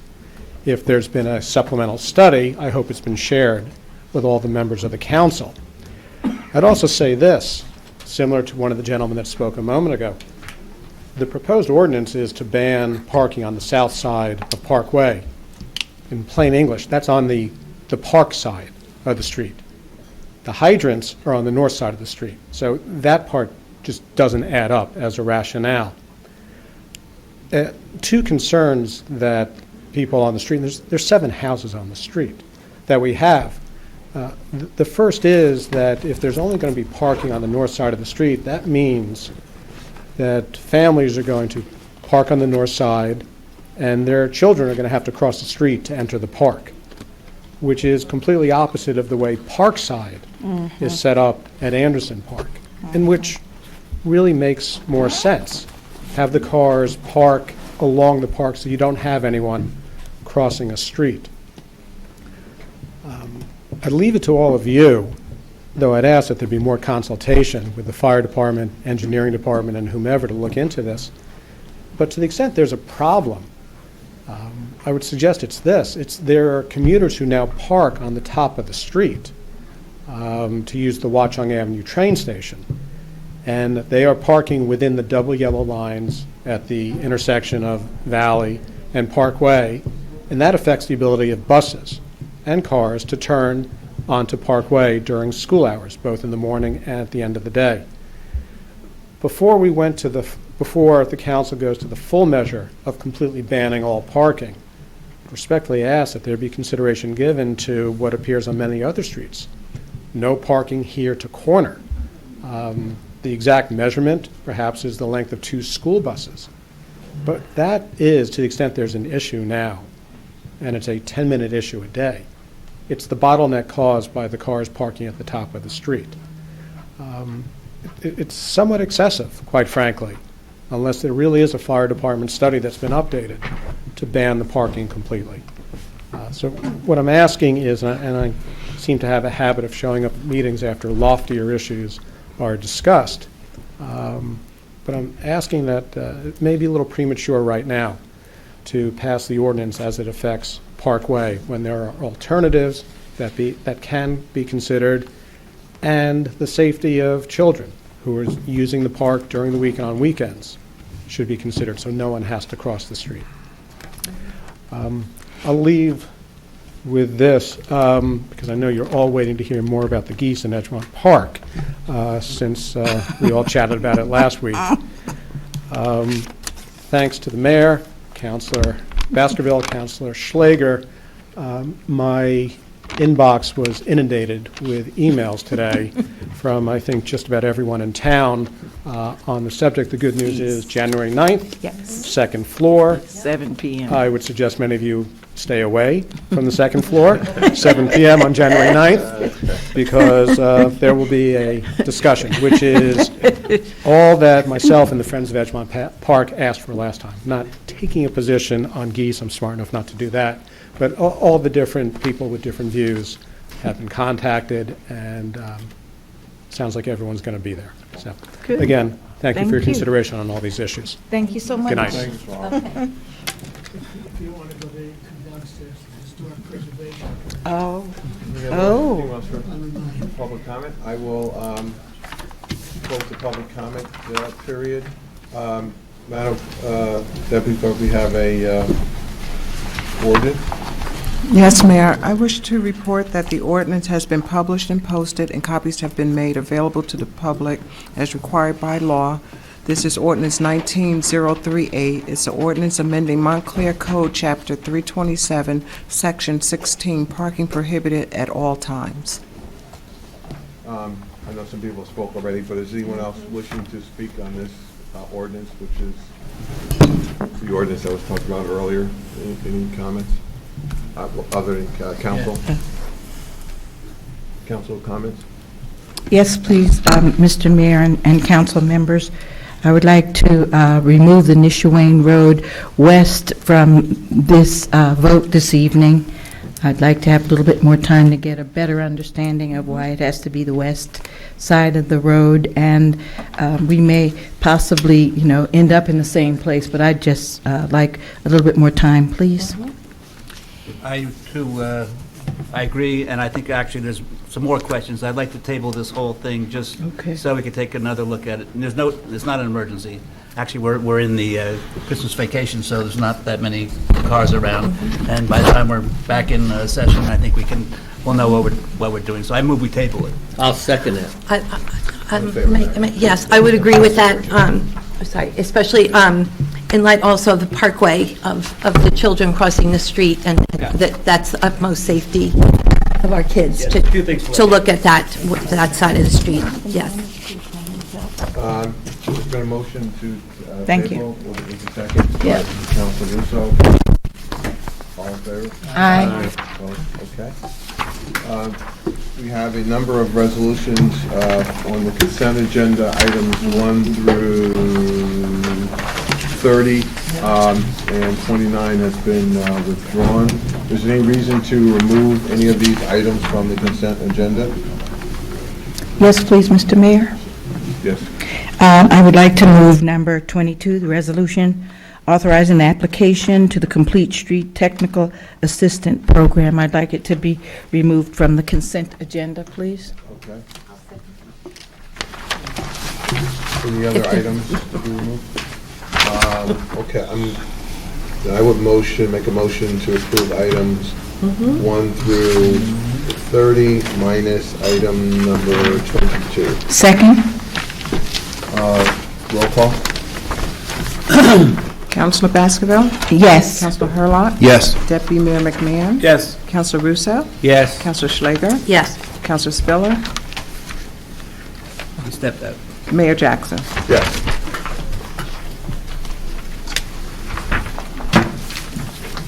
Okay, item 22.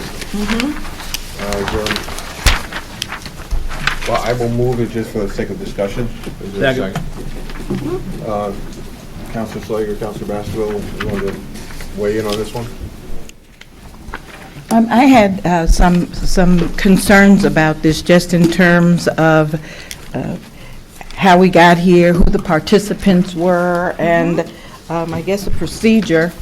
And it seemed as though this was a procedure that is not known to me in terms of, how we got here, how the people were selected that made this decision, and the fact that I've been sitting on the pedestrian safety and the bike walk committee and ad hoc committees for a while now in the township, and trying to have a presence and a voice, and was not at the table when these decisions were made, as well as other members of the Economic Development Committee who were originally involved in this. And so at this point in time, the listing of what they have is not consistent with the direction that Economic Development Committee discussions were going into. And Councilor Baskerville, could you Yes, sir. just for the benefit of the council, just describe what would be done under this one?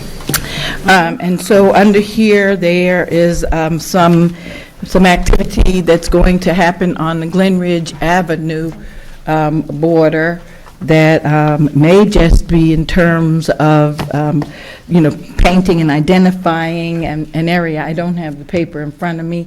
I also know that at the Watchung Plaza area, which is very, very busy and has a lot of activity going on in there, there was a recommendation to identify an area there and utilize some of the technical assistant program money there. Now, the area that they've identified along, and again, I don't have that with me, along the South Mountain, North Mountain corridor is something that we talked about in Bike Walk, and it's also something that we talked about in the pedestrian safety, and I believe when we talked about that in the Economic Development Committee, while we did not, vote as a subcommittee and come up with the recommendation, I don't understand those groups, and a few of us in the Economic Development Committee had some strong concerns about those locations. The width of the Glen Ridge Avenue street is not a wide street, and I think when we were talking about this with the pedestrian safety, with Bike Walk, and with the Economic Development Group, in our minds we were trying to locate streets that had a larger width, and that we could use just as a pilot type of a program to see what would happen, in no way taking anything from parking, and not just trying to put something because we need to address other concerns. So, for example, yes, there's some concerns on Glen Ridge Avenue that we need to address. I think we're going to address some of them with some community development block grant funds in terms of making it more walkable for people. But the portion that I believe we're talking about down by Grove, for them just to do bike, will allocate lanes for pedestrians, to me, is not going to accomplish what I think we need to accomplish. and the same thing with the Watch on Plaza, and I'm sure Councilwoman Schlager might be able to share more about that activity, because it just doesn't seem like the ideal location. It could be. So let me just say the problem here, Mayor, is that we were not given an opportunity to even hear all the, whatever that discussion was. And I've been a part of that discussion, and Councilwoman Schlager too, who's on the pedestrian safety bike walk for a long time now. And so if there were things that happened after we met that helped them decide that these would be, a better location or the best location, we just weren't privy to that information, and so now it would be hard for me to vote for it. I certainly understand and think that we should be doing more to make our streets pedestrian safety, pedestrian friendly, but I'm just not ready tonight to participate in that. I don't have enough information. Maybe Councilwoman Schlager can add something. Just a question, is there a time? Yes. Well, Yes, time this has to be- Friday. This Friday? This is Wednesday? This Oh, is Tuesday. Wednesday. Thursday. And just one more question, and I haven't seen any of the proposed, I haven't seen any diagrams or any of that, but my question is, does the application have to have those with it, or is it just, Yes. will you give us funding and we're gonna figure out what we're gonna do later, kind of a thing? Yeah, the resolution's just to submit an application. Yeah, it's just to submit an application, I'm just wondering, is it? Okay, so those I three don't know. options, okay, I don't I know don't even know either. what they I are. thought it was going hand in hand, and I thought that we were going to submit those three locations, and of those three locations, that body that has the technical assistance funds would then decide from the three that we gave that they thought this should go there. That's how it was explained to me, Mr. Manager? I think that it's a hybrid of the both. Okay. I think that the resolution clearly approves submitting, but not specifically. Okay. So I also believe the governing body could approve submitting, and if you want to, over the next 2 or 3 days, join in and collaboratively decide, if the governing body so chooses to delegate to you the task of deciding which one would be best, or which 2 or 3 would be best. I think that would work. I do know that there's a deadline of Friday for submission, and I think it's submit 3 and hopefully get 1. Yes, that's what I understood.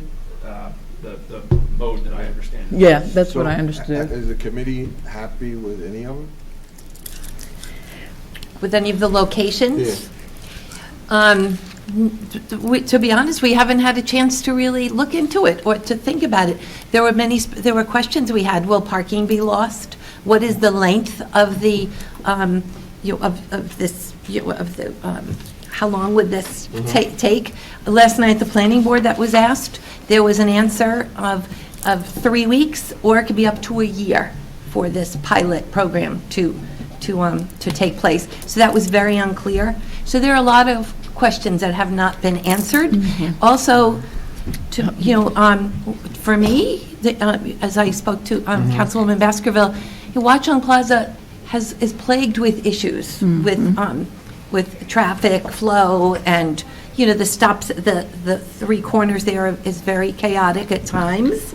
So to add a pilot program in there, I felt was very confusing, and to add bike lanes in there especially is very difficult at best. Whereas Councilwoman Baskerville and I felt that the long thoroughfares of North and South Mountain or Orange Road, was it Orange? Yes, that we thought those might be more suitable. Was it Midland, though? Midland was on there, but not on these 3. So those answers, the questions were never answered, and it's really unfortunate that there's 3 days to discuss this when it's also a holiday time, and time is very limited for, I would assume, most of us, and not to mention our staff. Mr. Mayor. Ms. Talley, who's spearheading this effort. I would be interested in hearing from the rest of the council if this is something that they're interested in pursuing. I certainly will make myself available to whatever time. We could do a phone conference, email, or whatever, and I can commit to that, but I would need to know that this body was interested in moving forward at this time with that. And a stipulation that I would include would be that there would be no loss of parking.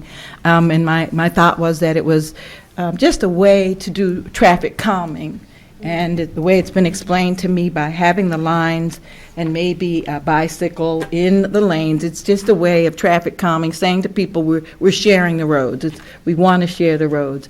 And so from that standpoint, I would be, at this point in time, in favor of, looking into maybe the North Mountain, South Mountain. The idea was that people that are coming from the southern part of the town, maybe trying to get to Montclair State and some other things, might be interested. That corridor has been looked at for a while through a lot of the different studies that are in the document that Bike Walk is now trying to, and others are trying to get into the master plan. So I feel comfortable that that particular location has been looked at by people, even engineers and other people that have, more expertise than I do in the area. I'm just thinking on top of my head. And so at least if I were to suggest one at this time, that would be the way I would lean. But if the rest of the body says, hey, look, short notice and we're not interested in this at this time, I could also live with that too. Either way.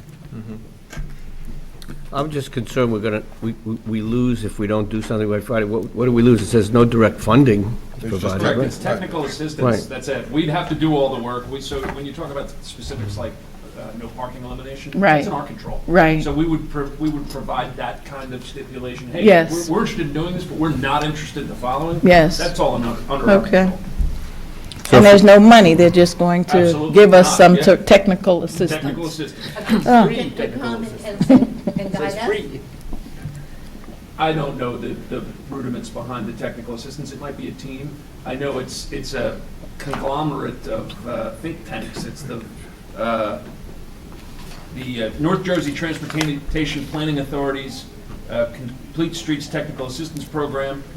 It's Sustainable Jersey, and it's the Voorhees Transportation Center at Rutgers University. So it might be many people. I don't know, or it could be one person. I really just don't know. Again, my It's question. technical assistance only. It's no money, and it's no takeover, and you must do this if you're Right. in it.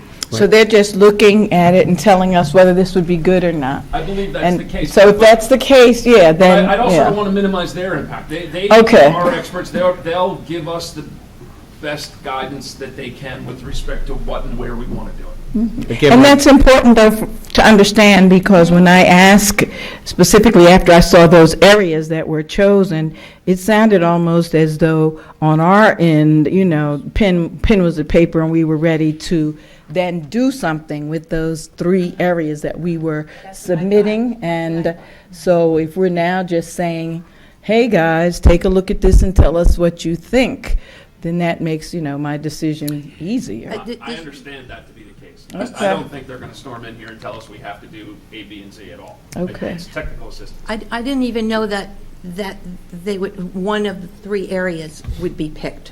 I didn't know that. Nobody explained that to me. I got that, but then are we obligated with township funds to do Right. something after that? So if they're going to give us Right. technical assistance, do we need to do more than we've done? That's why I said I know what's been done. Right. Some of what's been done, at least, I don't know, on the South Mountain, North Mountain. Are we obligated as a township then to put in funds to look at the other locations if we know before we even begin that we may not be interested in those areas? And if so, I'm back to the no thank you, because it's always, it just seems like, nothing's going to be for free. So if they tell us, yeah, we'll give you technical assistance, suppose they choose Watchung Plaza and we know we're not interested. Your point's a valid one, but I cannot imagine that we'd be stuck doing what they advise us. It's advice. That's how I see it. I can't say that I have seen the agreement, the grant agreement that would, I suppose, follow. But when the township attorney reads that agreement, I'm sure that we'll, if language is in the agreement to that effect, I'm sure he'll do his best to carve that out. So it's basically, the grant would be, it's a gift? I mean, it's just, Free here's the, assist- free advice? Free advice? Technical assistance. But we would have to have something in writing Says to free. give them to get assistance with. Right, you'd have to say, take a look at, Right, so we would have to engage our, whoever, our people, at whatever cost that is, whether it's hours or whether it's money, to create something in those areas and say, take a look at this. at least on paper, Okay, I would think. Okay. We would have an in-kind which I think is what you're referring to, we'd have an in-kind cost, sure. Yeah, I mean, we'd have personnel hours, we'd have. Right, that's what I'm trying to say. That's why I said it's not free. Okay. Your point's valid. I'm with you. My sense of it is, well, I'm very, still not clear, to be honest, I'm just not clear about it. And I would, personally, I would be comfortable with just having the committee explore, a little bit more about what the options are. And if you're not comfortable, I would be saying, I'd be comfortable saying we're not doing it all, or we're going to submit the application. If we get approved, we might just say, well, thank you very much, we withdraw, we don't need your help. We don't at this Sounds time. good. Or something like Yes, that. sir. Because, I personally just not, I don't even really comfortable with what they are. I don't even know what the three. Well, that's sort of how I was feeling, and I kept trying to get information. So I think that's an excellent plan, Mr. Mayor. Yeah, all I'm asking is that if we don't do it by Friday, then that's out, this whole thing's out. So it sounds to me like putting it through doesn't really obligate us too much, though it does say here, it commits us, it's a temporary demonstration project, that's number one. Up to a year. Right, but it does say it commits pertinent municipal staff to coordinate with these folks. So you're gonna have some kind of staff commitment. But it doesn't sound like, it's kind of open-ended, it doesn't sound like we're obligated to do anything if we don't want to. So I hate to see us miss a deadline, I hate to see us miss a deadline that we're. Understood, and I'm not looking to give away free money either, or at least free technical assistance, but the fact of the matter is, haven't been told, at least to my knowledge, that this is the only time for the rest of the century that this grant opportunity is going to be offered. Right. So the reality is, if this works well with whomever they do it, then they might send this around again in 6 months. So if the governing body sees fit to approve pending approval of a subcommittee, God bless. If not, then we move on, and if it gets offered again, we'll come back with a more, That sounds good. more detailed plan, and if we like it, and you know what, by then we can see what happened in other towns that the technical assistance Might was have on. done it, correct. Good point. Yeah. That's a good way to do it. Does that work for everybody? So you guys will. Just so you're aware, another round of technical assistance is being offered on a competitive basis during 2020. The deadline for that is 2019. 2019? Free training sessions offered on January 9th, 2020. This is the deadline. Talk about the municipalities that are involved. This is the deadline then for that, right? I think it comes around every so often. But, so I think we got a path. The committee will decide at all, or just submit, and maybe we could pull back later. It's fine, Okay. Anybody have any objection to that approach, or anything like that? Thank you. Thank you. So I'll have the planner reach out for you two ladies tomorrow morning. Yep. Thank you. You bet. Is the council authorizing the committee to make a decision as to whether to submit an application? That's what we need to do. Okay, so we'll put that in the form of a resolution, I think, just because they need a resolution authorizing the application. I think they do. Most of the, is that what is a resolution necessary to authorize the application? And that would be item 22. I think that our internal mechanism that the governing body just talked about need not be in that resolution. Right. Okay. But so then we need to pass it or not? I suggest that if the governing body sees fit to vote on it, and delegate the authority to the two gentle ladies, and if they approve, they approve. If they don't, then we'll move on and look for the next That's cycle. what I'm saying, is that we need to add that little provision there that we can. No, I think that we understand. We understand it. Okay, so now I would move 22 the way it is then? Yes. I'll second. All in favor? Because we did that by, No, that's all in favor? Any opposed? Abstentions? Okay, everybody's committee's very gonna make vocal tonight. It's like, All righty. What else is pending? Well, we got the rest of the agenda. Just a note on I should have mentioned this earlier, on number 30, because of the New Jersey statute, the freeholders are meeting on Tuesday, January 7th, instead of Wednesday, January 8th, because they have to have a reorg meeting within 7 days of the new year. So, I don't know if anybody's, I'm there, but if anybody else was planning on going to the reorganization meeting, that's gonna conflict with our meeting. So just throw that out there if you want to make it the 8th. We meet on the 8th, we can meet on the 7th, I just won't be here, but whatever. January. No, it's in Newark, but it's the reorganization meeting. I don't know if anybody's planning on going to that. On the 7th? Yeah, they're meeting on the same night we're meeting, because they have to, because of the law with respect to reorganization. So I would like to change the conference meeting then. January 7th conference meeting, is that what you're talking about now? Do we have time to do that? Sure. Do we have time to? We haven't posted them yet. Oh, okay. To the 8th? Change it to the 8th of Wednesday? Yeah. I don't know, I'd like to. I know some people go, I don't know. I'm unavailable on the 8th. Not available on the 8th? No. Can we make it the 6th? The planning board? No planning board. No planning board? How about the 6th? I think that should be. Can you do 6? That works better for me. That's fine with me. There'll be some conspiracy theory while we're doing it on the same night. That's fine with me too, either one, either 6th or the. I'm up at 6 or either. So the 6th works for you, Yes. Bob? I know that I'm having my implants put in the 6th. I can get here, I just won't say. Just 1 second, that's beautiful. Unanimous vote, I move, so moved. So moved, the 6th. Make a big 6th speech it that is. night. Oh, that was he set himself up. No, my wife scheduled the implants for the 6th, saying I could then go the 8th, I could go the 7th. That's pretty good. No announcement that night, then. Really? Is that our next meeting, by the way? Is that our next meeting, the 7th? It's 3 weeks from now? The 6th, Monday the 6th. 3 weeks, is that, you'll be okay? Well, I have Novocaine, that's all. This is beautiful. I'll just say what I have to say tonight, Wow. If I was an atheist, I'd change.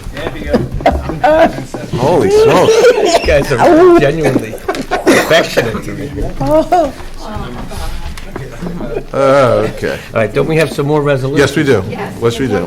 We have item 31, which is authorizing and approving a redevelopment agreement with 65 Church Street Urban Renewal to implement a redevelopment plan for a portion of the Haynes Plan. And I so move. Discussion? Roll call? Councilor Baskerville? Yes. Councilor Hurlock? Yes. Deputy Mayor McMahon? Yes. Councilor Russo? Yes. Councilor Schlager? Yes. Councilor Spiller? Yes. Mayor Jackson? Yes. 32 is authorizing renewal of a membership in the Garden State Municipal Joint Insurance Fund. Congratulations, Mr. Pasquale, by the way, in the back. Any relation to the John Pascal that was here earlier. An indemnity agreement with the, with the Garden State Municipal Joint Insurance Fund, the JIF, from January 2020, and for 3 years, and I so move. Second? Discussion? Roll call? Councilor Baskerville? Yes. Councilor Hurlock? Yes. Deputy Mayor McMahon? Yes. Councilor Russo? Yes. Councilor Schlager? Yes. Councilor Spiller? Yes. Mayor Jackson? Yes. 33 is a resolution designating the MAU as a quasi-municipal group for the period beginning January 1st, 2020 and ending December 31st, 2022. I'm requesting that they be named as an additional insured on the township's coverage, and I so move. Excuse me, Mayor. I'm not sure whether I'm still considered active board member or not, so I'm going to exit the... Well, you're not voting, so you don't have to sit down. I'm recusing myself. You're going to... Okay. Yeah, I didn't know you don't whether or not vote. I had to... Yeah, you don't have Okay. to. Thank you. Yeah, I think the record should just show that Deputy Mayor McMahon recused himself from this vote. Now, this vote simply... Question? Go ahead. Can you please explain this and what this means for the township? I remember when they started out and they were volunteer, and then I know, we established another relationship. So I'm just trying to find out what this quasi-municipal group, what it does and what it means. I can explain, Mayor. By definition, a quasi-municipal group is a group in the township that performs services that if it were not there, would otherwise be performed by the township. Like, for instance, if the MAU ceased to exist tomorrow, the township would ostensibly have to come up with an ambulance service. So in an effort of due diligence and based upon my previous experience in other municipalities, I directed our risk manager to consult with the Garden State Municipal Joint Insurance Fund to see whether or not, if the Montclair Ambulance Unit secured insurance for its various lines of coverage, they could save money. And in fact, they can.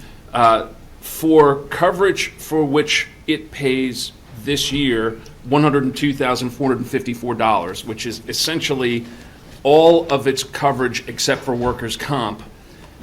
If this governing body names it as a quasi-municipal group and authorizes the adding of the MAU to our insurance coverage rolls, the MAU will pay $12,643. That's $89,811, or 87.66% less, for, in just about every instance, better coverage.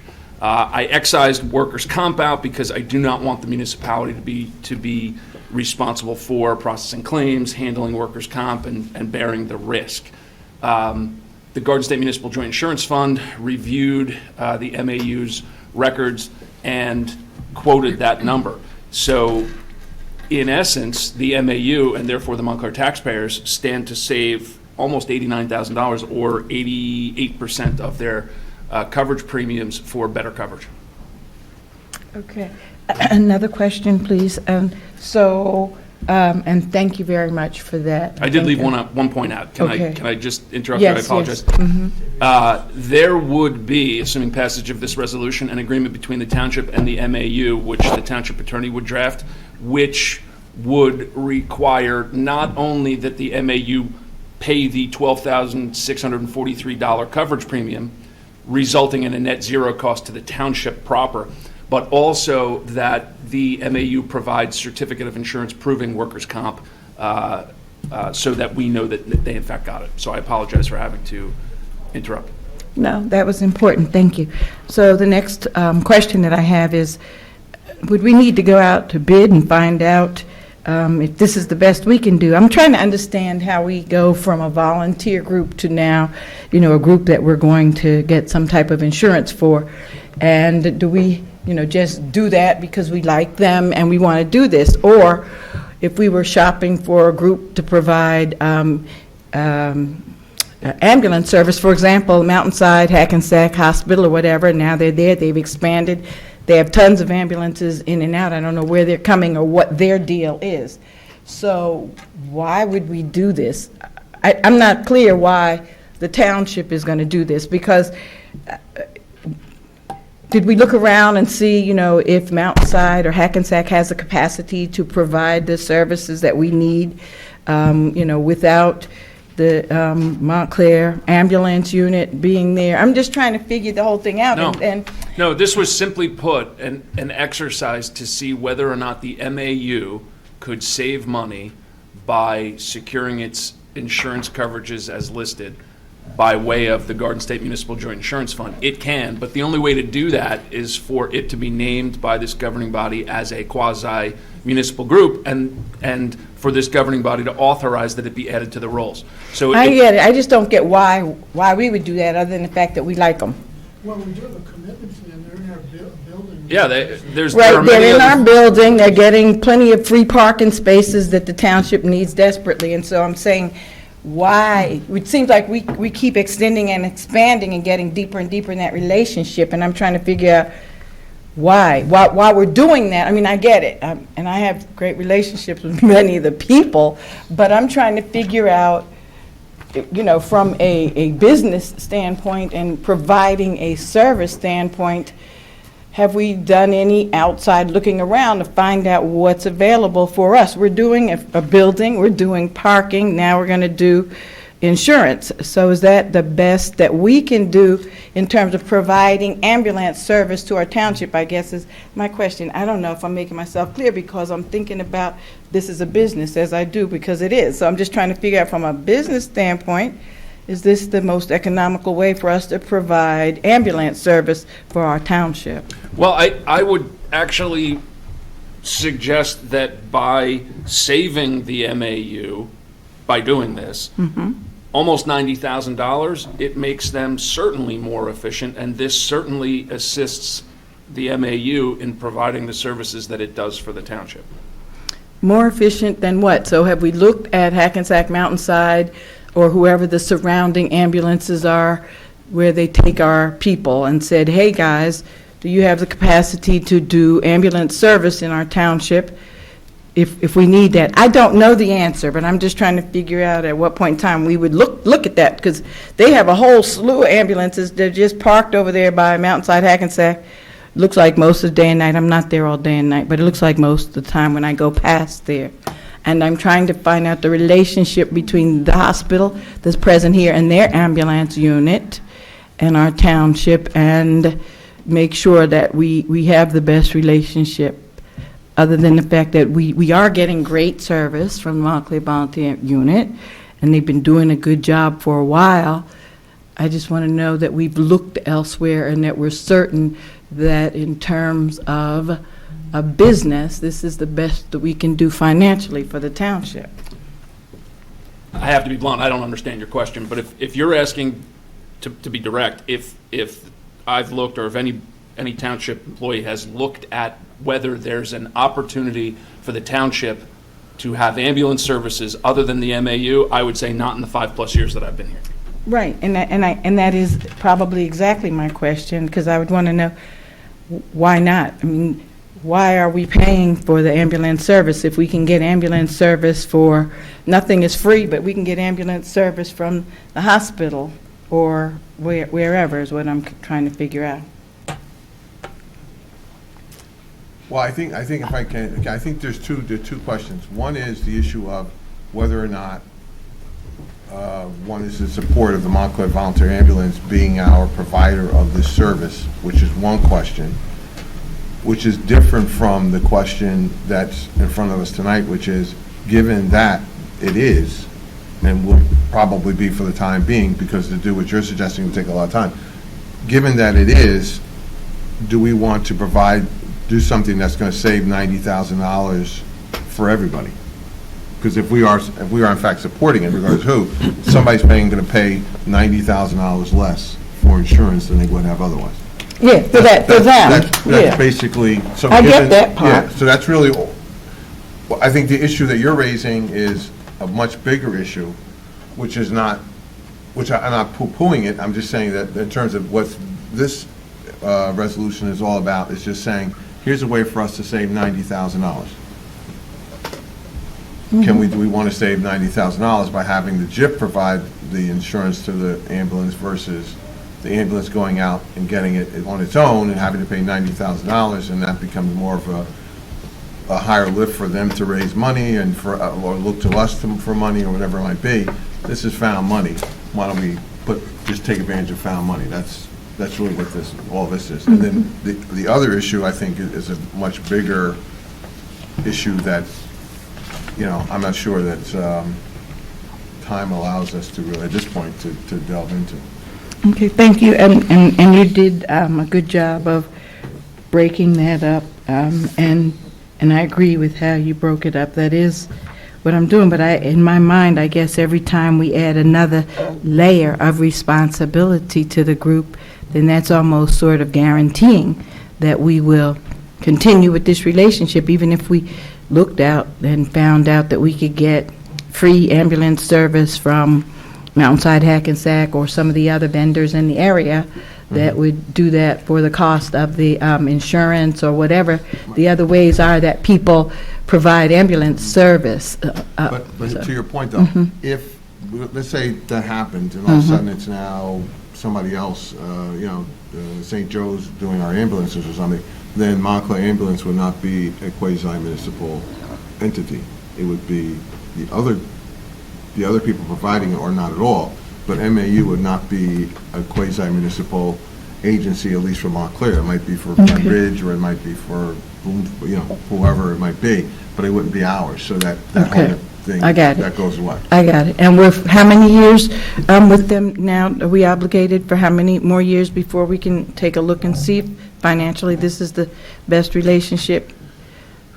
Well, the resolution is for the 3-year term that the township would be in the Garden State Municipal Joint Insurance Fund, which was, She's asking a different question. She's asking the question, the relationship that we have with the Montclair Volunteer Ambulance to be our provider. oh, I don't know. I don't know that, We renew it every year? I don't think so. I'm not sure that there is an agreement for the township. I can tell you that the lease between the township and the building is 10 years renewable, I think, at the ambulance unit's option, but I don't know of an agreement between the township and the ambulance unit to provide services. I think they're their own nonprofit corporation, but I defer to the gentleman. So that's even more confusing to me then, if we don't have a relationship with them to provide services, but we're going to form a relationship to provide insurance, then that's even a bigger concern, because I'm sure there's a bunch of ambulance people out there that may not, we don't have an agreement with to provide service that might want us to do that. I'm trying to really understand the relationship, and maybe I'd like to suggest that we do have some type of relationship, so that I'm clear about what the relationship is and for what period it is, and that we've looked around to see if, in terms of economics, this is the best that we can do for our township. But isn't it true, if you do call 911 and you need an ambulance, and if an MAU ambulance is not available, they only have a certain amount of rigs, somebody else comes to get you. Right. So that's, And they would come, So- if there was no Montclair Ambulance Unit, someone would come. And oftentimes, people's insurance would pay that, and then they would go. And we would not have to give them a building in Montclair. We would not have to give them lots of prime parking space, and we would not have to do their insurance. And for the record, I am not opposed to any of that. I value the relationship, and I try to help them to survive.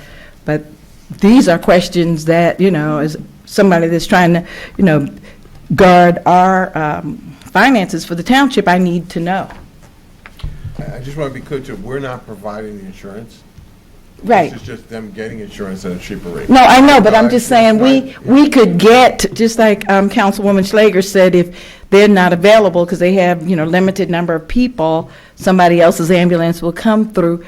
That's a perfect example to me about, we would get one, if Montclair Ambulance Unit disappeared tomorrow, there would be an ambulance coming. That's not necessarily true. The township would have to contract with someone. Right, we would. That's why I said, have we looked at anybody else like Hackensack Mountainside? But know that what Councilor Schlager was talking about is the result of mutual aid agreements between the MAU and surrounding towns. If the MAU ceased to exist, I don't know that the surrounding towns would just by sheer benevolence continue to come on mutual aid. Right. The township would have to contract with neighboring municipalities or with a private concern. Right, or the local hospital, like Mountainside, Hackensack, right. It is, and I have no idea, they might be an arm and a leg. Excuse me, Counsel, let me do this. I'll put together a fact sheet, because there are a lot of statutes involving the relationship between municipalities and these volunteer and private ambulance corps. And let me just put together a fact sheet, explain the relationship, explain, if there's any payments go back and forth, and how the MVAU or any other ambulance corps works in an area. Yeah.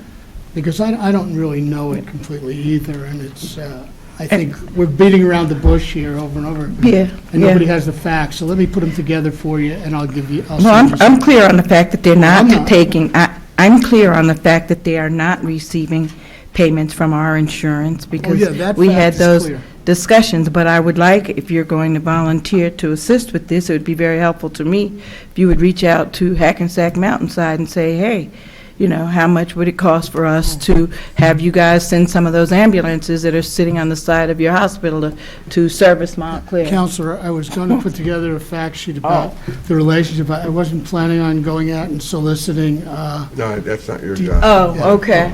All right. Well, who can do that for us? Well, I think let's get the thing first. Okay. Let's get his, Okay. and then we can, To go back to this resolution, this simply designates them as a quasi-municipal group for purposes of getting we're insurance. saving 90,000, yes. So that's what this does. Correct. And I'll just offer that I think that even taking this step, I know what this body has done is provide them dollars every so often for capital investment in terms of a new rig or something along those lines. Certainly, there's by saving $90,000 potentially per year, that helps to pay for those costs as well and provide them the equipment that's needed. I will say, just anecdotally again, I did have a few residents in the third ward reach out with concerns, to your point, Councilman Schlager, about waiting for some other units when, and again, I'm not knowledgeable enough, but the ambulance unit, the shift, probably late overnight hours, has less people on. When they do have to get another ambulance to come in, there's a pretty long wait. So I did have a couple people reach out to me with concerns over the time to see if we could help support them have more people on because they could get here quicker. I heard a little about it. They got me some information, not enough to be actionable on.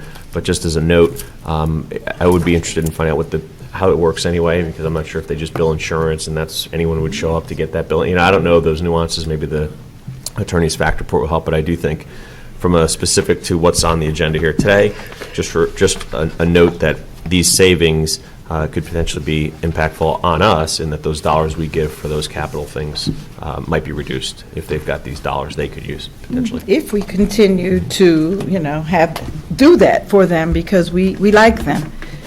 Yeah, and I'm just saying that from that standpoint, we will continue to do those things, but at some point in time, I'd like to be able to make dollars and cents out of that for the township. All right. Roll call? Counselor Baskerville? Yes. Counselor Hurlock? Yes. Counselor Russo? Yes. Counselor Schlager? Yes. Counselor Spiller? Yes. Mayor Jackson? Yes. Resolution? Oh, He's yeah. here, he's here. He's here. Thank you. Item number 34 is a resolution authorizing community development block grant applications, and I will move them. Second. Just a question, this is what we just ranked, am I correct? So the list here is the request from each group, but it doesn't show that it shows how we ranked them, that's what we're looking at? Okay, so 1, 2, 3, this is the rank.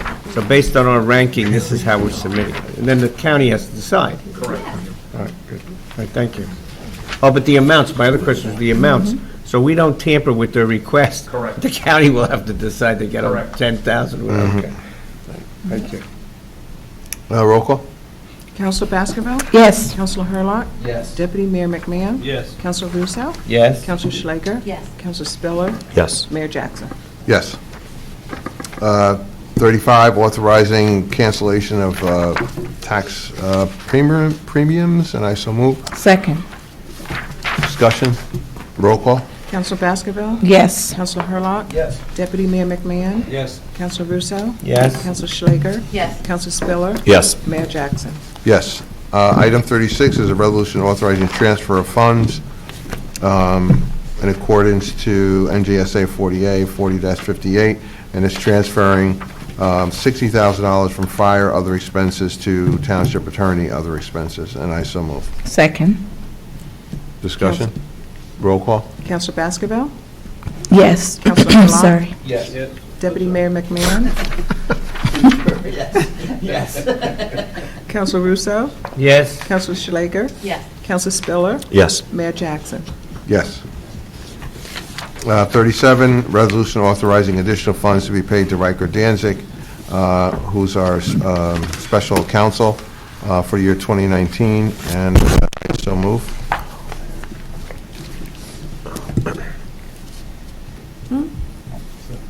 Second. Discussion? Roll call? Counselor Baskerville?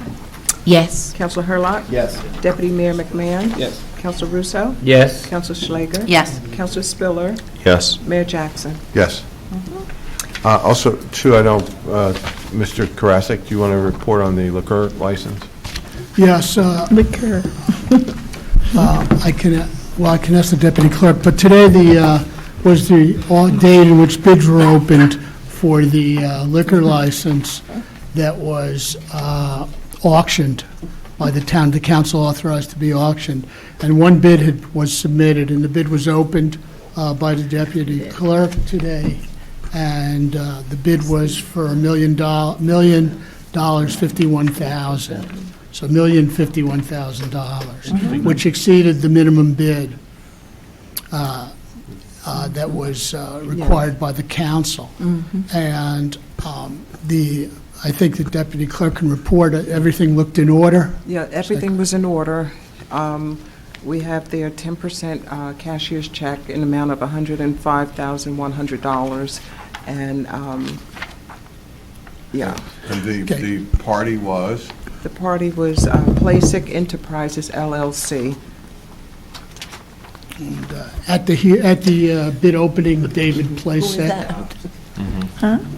was present. And the question is,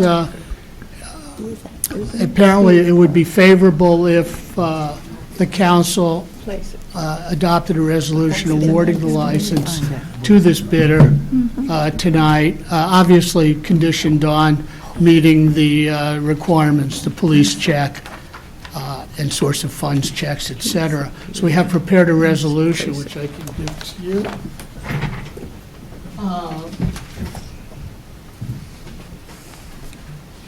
Thank you. Which would actually...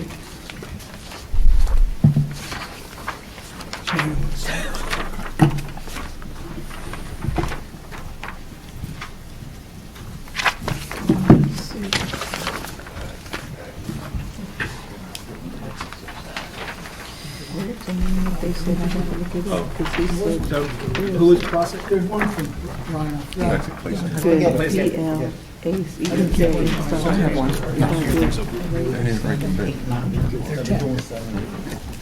I did. There is one for you. Sorry. Roll call. You say Guy owns the Leach building and a couple of... So it's, if the council wishes... Your opinion line with that? Is that, we're on record, the TV drama, let's go later. Pick the number for that. So if the council wishes, you could add this to the agenda and then vote on it, at your pleasure. I move it. Second? Discussion? Roll call. Councilor Baskerville? Yes. Councilor Hurlock? Yes. Deputy Mayor McMahon? Yes. Councilor Russo? Yes. Councilor Schlager? Yes. Councilor Spiller? Yes. Mayor Jackson? Yes. Thank you. Councilor Slager? Oh, yes, Mayor, thank you. Whereas invoices against the Township of Montclair in favor of the following persons for the amount set opposite their respective names have been received, duly audited and found correct, therefore be resolved by the Council of the Township of Montclair, the County of Essex, that said invoices be and they are hereby ordered paid, and that checks be drawn by the Finance Department to the order of such persons for the amounts respectively in the hereinafter stated on computer printout, attached hereto and made a part hereof.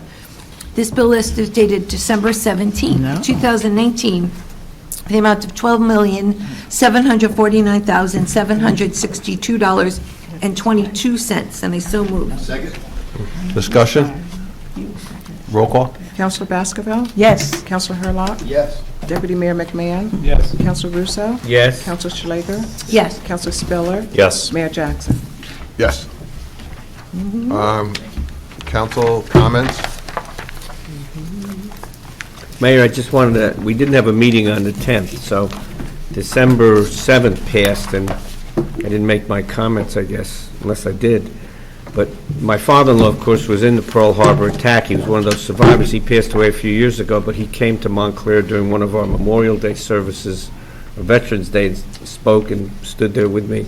And that was back about 15 years ago, but he was a Pearl Harbor survivor. There's only a few folks left. There was a Ben Steinberg who lived at the Dorchester, who used to be a treasurer or officer of the whole National Pearl Harbor Survivor Group. So I just want to recognize again that there's a dwindling group, but of the 2,000, 2,000 or more lost their lives, there were thousands who were survivors, and there's just a few left reaching that age of 100, so we need to honor them and always remember them. But a couple of active ones are from Montclair. I was just at a meeting, not this morning, yesterday morning, I believe it was, with Congresswoman Mikey Sherrill. It was a labor group meeting. We discussed one thing I want to bring up just again to all of you, and she and I had a very good discussion in front of others about the fact that the federal government often mandates things and then they don't pay for them, so we have unfunded mandates, and one of the key ones is the legislation passed in 76, I think 1976, which is the IDEA Act, Individuals with Disabilities Education Act, which is a wonderful idea. All of our special needs students come under that. We had to do this. The country really needed to make a commitment, but the government, federal government made a commitment to pay 40% of the cost. That's what it's in the legislation, and they've never fulfilled more than 12 or 13%. So maybe around 10 or 11% each year is what they've given. And that's, the rest of it's got to come out of the state. It's got to come out of our municipal taxes. Our municipal taxes are high. I tell people, and Congresswoman Mikey Scherer understood that. We pay municipal taxes.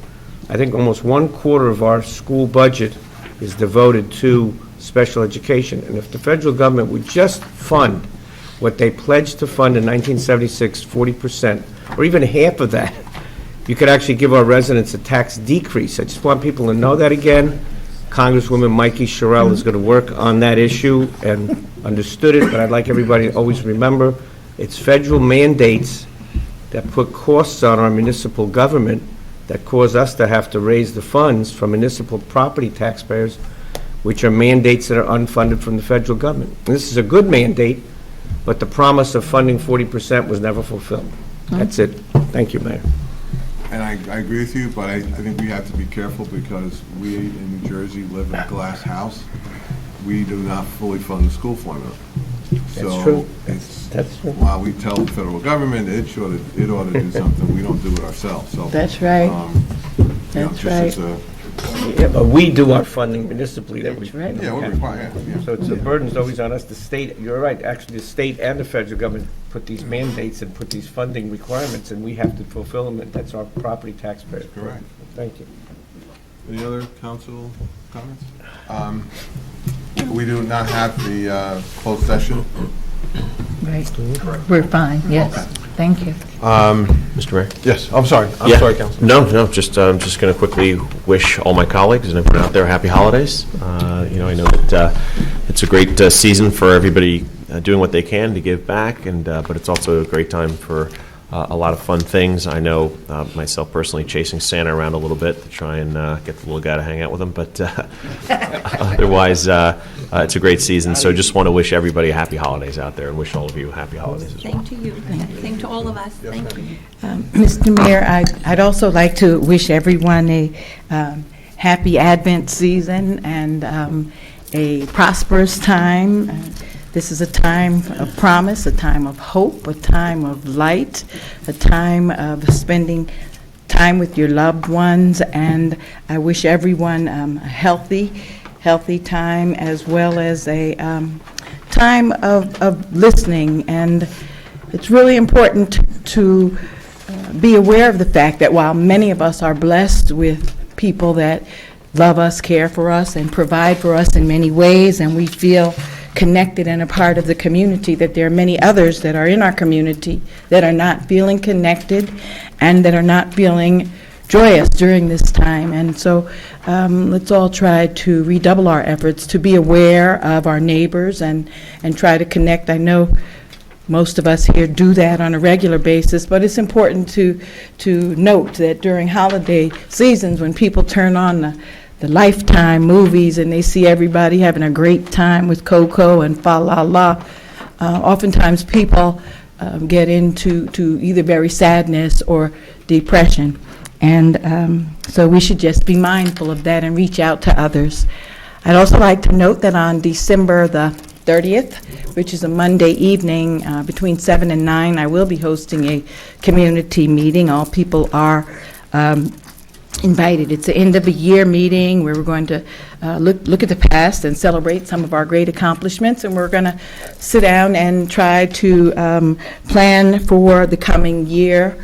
I'm going to do a lot of listening. I'm going to have people at that meeting that represent a large number of community providers, so that if people are not feeling connected, feeling as though they would like to join some of our committees or commissions, feeling as though they'd like to know more about what's available in the committee, we will have providers. One of the things that one of the residents asked me to do at this meeting in particular was to have groups of people here that we can collaborate with in the 2020 year to address some of the hate actions that are that we're seeing in the township, and whether it's in 1 or 2 instances, whether it's swastika on a desk in the high school, whether it's name calling in the playground or whatever, it's very, very serious, and we want people to know that we're not going to step back and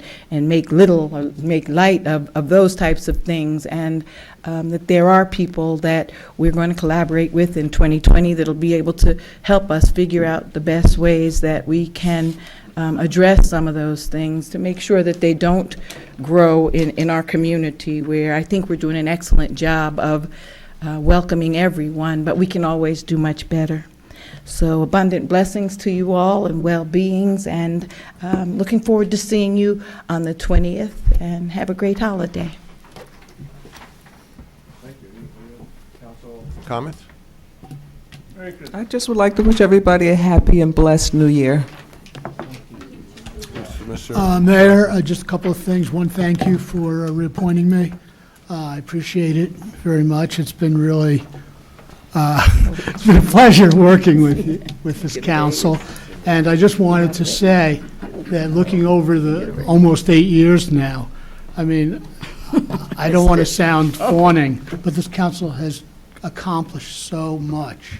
I don't think I started to write down the various things that were done over the last 8 years, and it's pretty staggering, really, how much has been accomplished smoothly with really minimal controversy, and you see it all over the town. So I think the town should really thank, well, really all of us, you and staff and everyone. And happy holidays to everyone. Thank you. Thank you. Mr. Scannellberg? Thank you. There's not too much more to add to that, but I do wish everyone out there a happy and healthy holiday season. Be safe out there, and be blessed, because if you woke up this morning, you were a step ahead of a lot of people who went to sleep last night. So count your blessings. Count your blessings. Thank you. Amen. Mr. Stafford? Thank you, Mayor. I have two important notes. As you would expect, our municipal offices will be closed on Christmas Day and on New Year's Day. And as such, there will be no recycling on those days. They're both Wednesdays. The recycling groups, our hardworking men and women, will do extra pickups on the Saturdays of each week to make up for the Wednesday that they're missing. So if you're recycling in Area D, would normally be on Wednesday, December 25th, expect it to be on Saturday, December 28th. Likewise, if your day would be Wednesday, January 1, it will be Wednesday, January 4, so that you do not miss out. And it's especially... I mean Saturday, January 4. Saturday, January 4, yes, sir. Yes. And well. That's very nice. Both Saturdays for Wednesdays. Thank you. And also, on Sunday, the Chabad of Montclair is having a menorah lighting. Yeah. That's this This Sunday. Sunday, and the weather looks nice, I believe it's guys. 5 o'clock, yes. Yeah, the weather looks good. Yes, so I hope that's a fun night. Yeah. Just real quick, if I could add one more thing.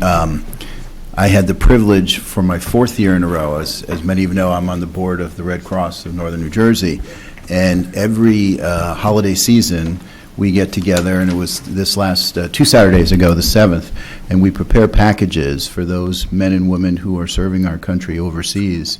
We thank them for their service, and more importantly, we put together these care packages that go a long way for many of these individuals during the holiday season, and I'd like for everyone to remember them as well as we come into this holiday season. Thank you. Thank you. And just, go ahead, Mr. Council. I just want to thank my colleagues for taking care of the MAU. That's going to save them a lot of money on insurance, and which will go to their services, which they provide 24/7, 365. God bless them. And Merry Christmas to all. Happy Kwanzaa, Happy Hanukkah, and whatever else you say. Festivus, there you go. What's Festivus? Happy holidays and safe holidays and blessed holidays to everybody. See you soon. And remember, our next meeting is January Six. 6th, Monday, Monday. January 6th. I won't forget that. We won't either. Motion to adjourn? Yes, sir. Okay. Second. So moved. All in favor? Thank you. Next year.